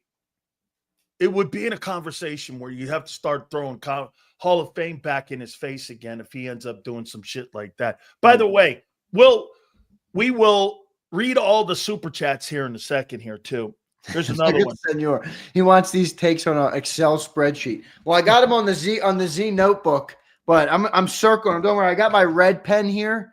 Very few things get the red pen in the notebook. This is going to get the big circle. We'll revisit these bold predictions often. You know, Sileo's in a new world now where I will be holding him accountable for these brutal bold takes. These will be right on and spot on. Okay, get this. In the 4 years that I made these predictions, I've had one shit year. The rest of them have been spot on, even picking your asses. So you're batting 700 and you're batting 700 and still like feeling Nick. good. I'm like Nick. Yeah, I see that. Okay. Jalen Hurts, once again, will fall short of 4K passing and 30 touchdowns passing. I agree with that. He's just not that cool. He's just not, it's not how he plays. It doesn't bother me, but it bothers people who like to be the prom queen. I get it. Yeah. Number 6. This is going to be a good one. Jalen Hunt will have more sacks than the coveted Nolan Smith at 6.5 sacks this year. He will have more sacks than Nolan. And you put the number at 6.5? Yeah. The fuck would you don't think Nolan Smith is worth a shit? I think Nolan Smith's a good ball player. That's it. I'm with John. I think he's good. I'm with John. No, I'm with John. I'm with the reporters. I gotta see it more than 9 games. Dude, what are you talking about? 4.5 sacks in 4 playoff games. Oh, wow. He was such a stud. Okay. 6.5. Here's another one. Number 7. Here you go, Junior. Moro Ujoma will make the Pro Bowl. Ooh, that's one I really like. Got him making the Pro Bowl. I'll tell you what, that'll go up in flames if they draft Walter Nolan, but I still like it. Number 9. Jalen Carter will have under 10 sacks at 9.5. I don't hate that. He gets a lot of sacks, but I don't hate that prediction. I think he's going to be an impactful player no matter what, but I got you. Number 10. Cooper DeJean will make the All-Pro team. Ooh, you're really high on Coop. Yeah. He might be your favorite young Eagle based on what I hear. Besides Carter. Cooper DeJean to make you said what, Pro Bowl? Or All-Pro. He's going to beat Kyle Hamilton out. Wow. I think that's a bold one. He reminds me. I know. Don't worry. He reminds me of Kyle Hamilton. Relax, Elizabeth. What you saying? I don't know. Big Sills has committed crimes on the ears of Eagles fans all over the world. All over Hey, I even admit that I committed. And some of those bold predictions from last year are preposterous. In fact, felonies. I went back on the channel and considered deleting them because I didn't want the JAKIB brand on those awful takes. Hey, Xander, I committed a felony in takes last year. You did. At least you can admit it. You did commit a felony, man. But it's rare for you. I did. But so here, Eagles win 11 games. Washington wins the East. Eagle tight ends have 4 total touchdowns. Saquon, by the way, when I say Saquon's under 1,400, I think he's right at that number, though. Number 5, Jalen Hurts once again continues his lofty passing career at under 4K and under 30. He'll never throw for 30 touchdowns and 4,000 yards. I'll make a bold prediction for his career. He'll never throw for 4K. Just call him Prom Queen Sills, everyone. Do you think he ever throws for 4K? He's the prom queen. He wants to be the prom queen. He doesn't want to show up and win. He just wants to be the prom queen. All right? That's what Sills wants. Get you paid, Junior. Yeah, he's paid. He's paid. Well, he'll never make more than old Joshy. Elizabeth says she was Sorry, Elizabeth. We love you. Oh, God almighty. She's really on fire. Wait a second. I can't believe you. What do you mean? How do you fall from 550-pound macho bench presser, to I want to be the prom queen? I don't want to be the best. I want to be the prettiest. That's what you're saying to me. What happened?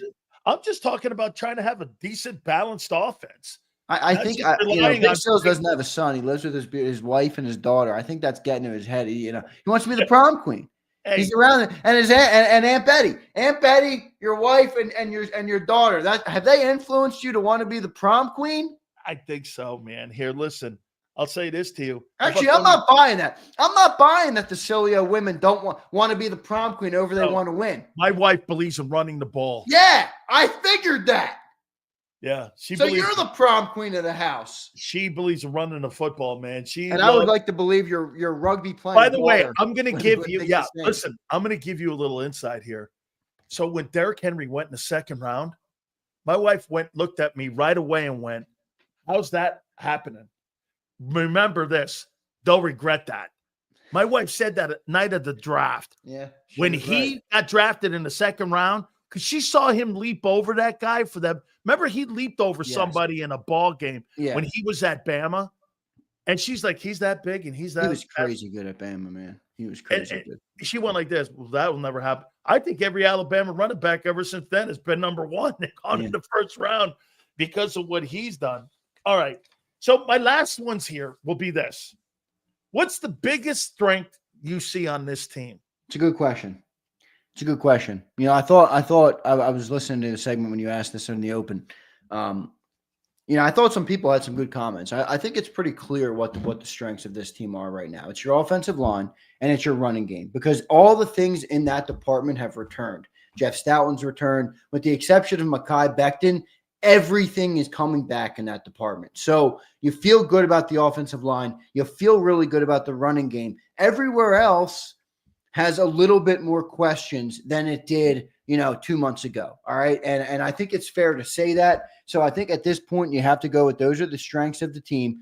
The other thing I thought that someone brought it up in the chat. I'm sorry, I don't remember who it was, but they brought up the assistant coaches and the positional coaches. And that's a big strength for a team that has had a lot of coaching turnover in the last couple of years. Even on the offensive side, I know we lost Kellen Moore, and you lost Doug Nussmeier, but other than that, everybody's back.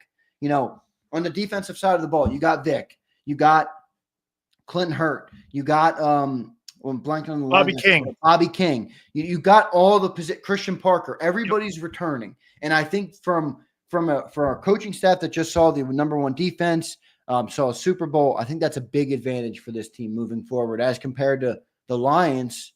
Their entire staff just got purged. So I think that's a big advantage for the team. I love Brother Hannibal, who posts shit on my X account here. And I guess there was a guy doing some radio down in Houston, and his name was Seth Payne. And he was talking about Vic Fangio, who was the defensive coordinator from 2002 to 2005 with the Texans. And he said this, I'm quoting, Vic Fangio probably made me an extra few $1 million because he completely just transformed me as a player. He has the innate ability to take what I don't do well and expand it to make me do better. He goes, he coaches your deficiencies and not your strengths. And that's a rare thing when you can motivate people to show how, when you can show somebody an easier path to get to success, that's so rare. And I think, again, maybe that's what they're looking at also in Philadelphia with these other guys they're bringing. Because let's put it this way, Xander, all those dudes that they signed, you mean to tell me Vic can't fix one of them? Oh, he's going to fix one of them. I believe that. There's a better chance he fixes one than none. Come on. What level, though? Yeah, that's the question. And how many of them, right? Is 1 out of 9 a contributor? Is 3 out of 9 a contributor? What's the realistic expectation? And I think there's Adoree. I like Adoree because he's obviously played at a high level before, maybe in his zone system where Vic, helps him out, makes his job a little bit easier. I think he could thrive in the secondary if Keely Ringo doesn't win the job. I happen to like Josh Uche more than most. I know people are more high on Aziz. I like them both, but I think Uche in this system can be something. With a glimmer of hope, the 10-sack thing gives him it gives him a little bit of doubt that he can do it. He can. It shows you that he has done it. Right. He has. Right. It's in there somewhere. Can you unlock it is the question. Remember, His coordinator was Bill Belichick when he did that. Right. Okay. So maybe with Vic, he can also do that. All right. Last question here. Then we'll get to the supers. Let me ask you this here, Xander. What's the biggest problem on the Eagles right now? What is the biggest weakness in your opinion? Is it just lack of experience on defense? I know they're young, but I mean, as a group, not don't look at one guy. Look at the group. The weird part about this young group is they're an experienced group of young guys. Now, they don't have the experience of 30-year-olds, but for your 24, 25, Jalen Carter, think about this, is 23, Sills. He's got a Super Bowl ring, a national championship, and I mean, he's already an all-pro. Think about that. He's not Nolan Smith is 24. He's not even starting his prime yet. That's what I'm saying. You know, so you do have Cooper DeJean and Quinyon Mitchell are going into their second season. They just saw a Super Bowl. Cooper DeJean just got a pick six in the biggest stage in football, in sports in the country. Forget but football. I'm talking more about the replacements in a Yeah, I get it. I think that's probably the Sidney Brown. Who's going to play the other corner? Yeah, I like what Reyes says. How about depth? I mean, because remember, you lost Fred, you lost Oren, you lost Isaiah. You know, those are good. Those were guys. Fred Johnson played 600 snaps last year. So I did. Wow. I didn't realize he was it 400 for him and 600 for Isaiah? Let me look. It's I think it was either way, 400 plus for Fred's a lot. That's a lot of snaps. I didn't realize he played that many. Yeah, let me look it up. I think he was 600 because I think Isaiah Rodgers was 400 plus. I thought he was 419. We're counting the playoffs. Yes, 419, and then if you count special teams, which doesn't really. I mean, he was almost 600. So let me look up Fred. I'll look up Fred real quick. Oh, that's a lot of snaps. It's a lot of snaps, bro. For a lot Fred. of snaps. I disagree. 612 snaps. I didn't realize dude, and I disagree with John. You got a guy $5 million a year. Now you get a chance to go start in Jacksonville. And if you prove it, he'll sign you to a $15 million deal. Come on, bro. He had 485 snaps on the O-line and 115 on the field goal extra kicks on the special teams plays. So maybe they're not worth as much, but still 485 on the O-line is a lot of snaps, bro. You see inside the hash marks, man. As far as I'm concerned, that's experience. Yep. Let's get some of these supers here and then. Yeah, I got to run, bro. You're holding. I got you, man. Absolutely. Awesome day today, guys. Thank you guys so much. Please hit that like button. Yeah, that's the thing. I want to get these seggies up. Brian Pumper, what's up, brother? Bold prediction. A.J. Brown starts a new book club by week 3, and Super Bowl champion Tanner McKee throws for 650, 10 tutties, 0 picks. Hey, there you go, Brian. Back to being with Big Sills. Yeah, Pumper, what are you, Dr. Seuss? You writing a fairy tale book? What is this, Brian? Don't worry, Brian. Our predictions this year coming through. I mean, what are we writing here, Brian? A kid's book, an imagination kid's book? Fucking Pumper. Jason 18. What up, Jason? JAKIB, best channel on YouTube. Say it again. Let's go.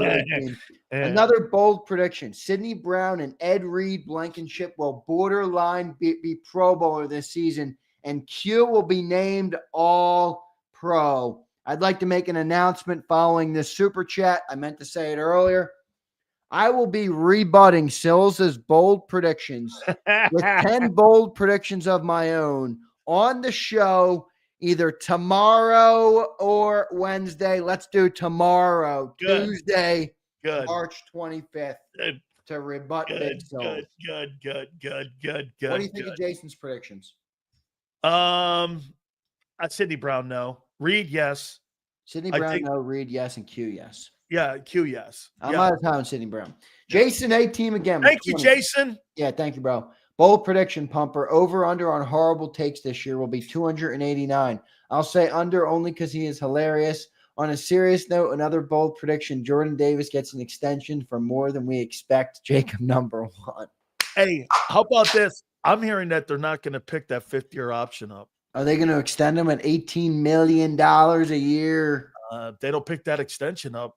Fred Johnson played more snaps than Jordan Davis. I got laughed Defense got better, though. You got to have a nose, though, dude, to play that defense. You just can't put a stiff in. Hey, dude, I'll tell you what.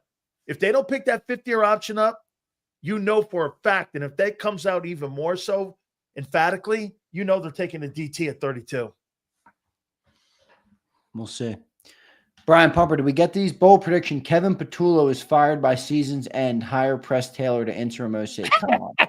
Press Taylor? They're not bringing Press Taylor back. Oh, man, come on, man. How would they bring Press Taylor back? Not bringing Press Taylor back. Kyle All right. Kokorski, Sills, my prediction, A.J. Brown gets traded. No way, not this year, next year. We got Joshua Ojulari. Did you get that one? Yeah, we got that. Yeah, all right. All right. Hey, all right, Xander. I run at 6 p.m., so my clips are going to be delayed because Sileo kept me to the finish. All right, let me go, man. I got to do it. Now. I appreciate it. What a great show. Great segment. Love coming on the National Football Show. Thank you, brother. You got it. Anytime, man. I love having you on here with us, man. By the way, don't forget our great friends at Morgan & Morgan, #1 injury law firm in the country, folks, with over $20 billion recovered for their clients. Pennsylvania, I told about the family that had $650K offered to them initially by an insurance company. They ended up getting $26 million for that family. Another family, $350K. They got $12 million. Thousands of attorneys from coast to coast. This is what Morgan & Morgan does. For more information, do me a favor. Please check them out at forthepeople.com/big sales or pound law 529. That is forthepeople.com/big sales or pound law 529. And do me a favor. You tell them Big Sil sent you.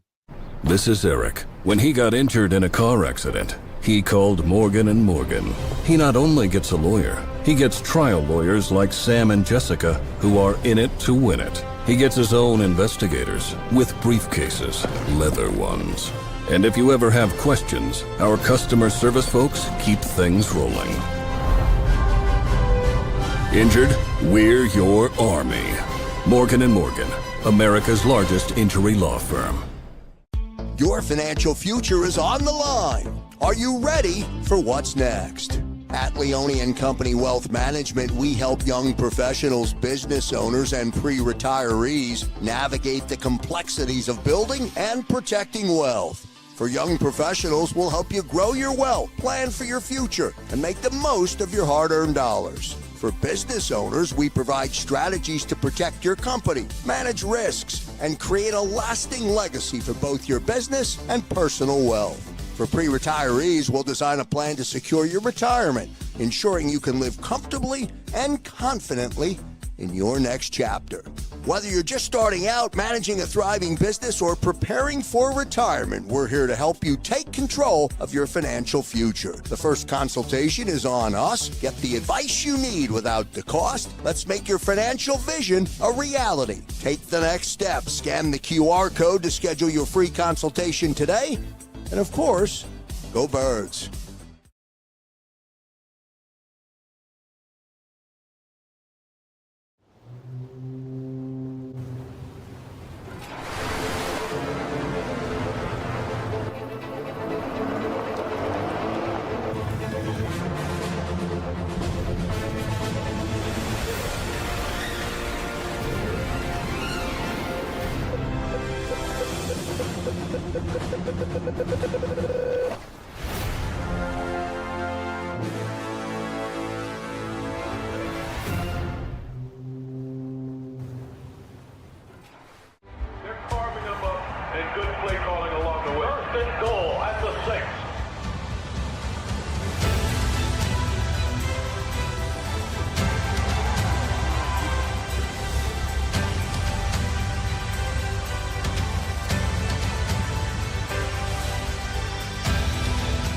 Field of life, First Trust Bank is there for you. Champions on 3. 1, 2, 3. Because Philadelphia dreams deserve a Philadelphia bank. In our hometown, we all look out for each other. We step up to keep our communities going strong.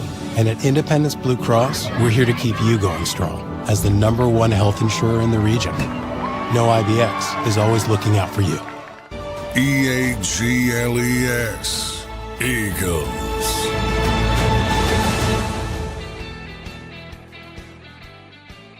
Big Sil's National Football Show. By the way, those of you in the state of Florida, make sure you check out canesfish.com. We're holding the University of Miami Sports Hall of Fame Fan Fest and Celebrity fishing tournament down in Isle Morada. So it's for the university. It's for the athletic department. I put out a video and they asked me to, so I did. I'm always there to support the University of Miami. I will always support the University of Miami. It is very close to my heart, as it is. You heard with Jimmy Johnson a little bit earlier in the day here with us. He jumped on with us. By the way, tomorrow we're going to get Bruce Arians. We have Ice Cube this week. I believe John Gruden has agreed to come on. And I'm glad to see Tony Dungy endorsed John Gruden to get another chance to coach in the National Football League. I thought that was pretty cool. Guys, you got over 200 likes. I love it. Thank you so much for this Monday. You guys are great. Ain't no such thing on JAKIB Sports as taking days off. That's not what we do here. Radio stations in Philly do that every day, not us. That's not what we do. You know why? When you're champion and you're the king, kings don't take the day off. We appreciate all of you.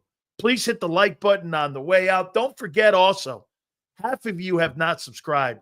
Do me a favor, hit the subscribe button there for us too.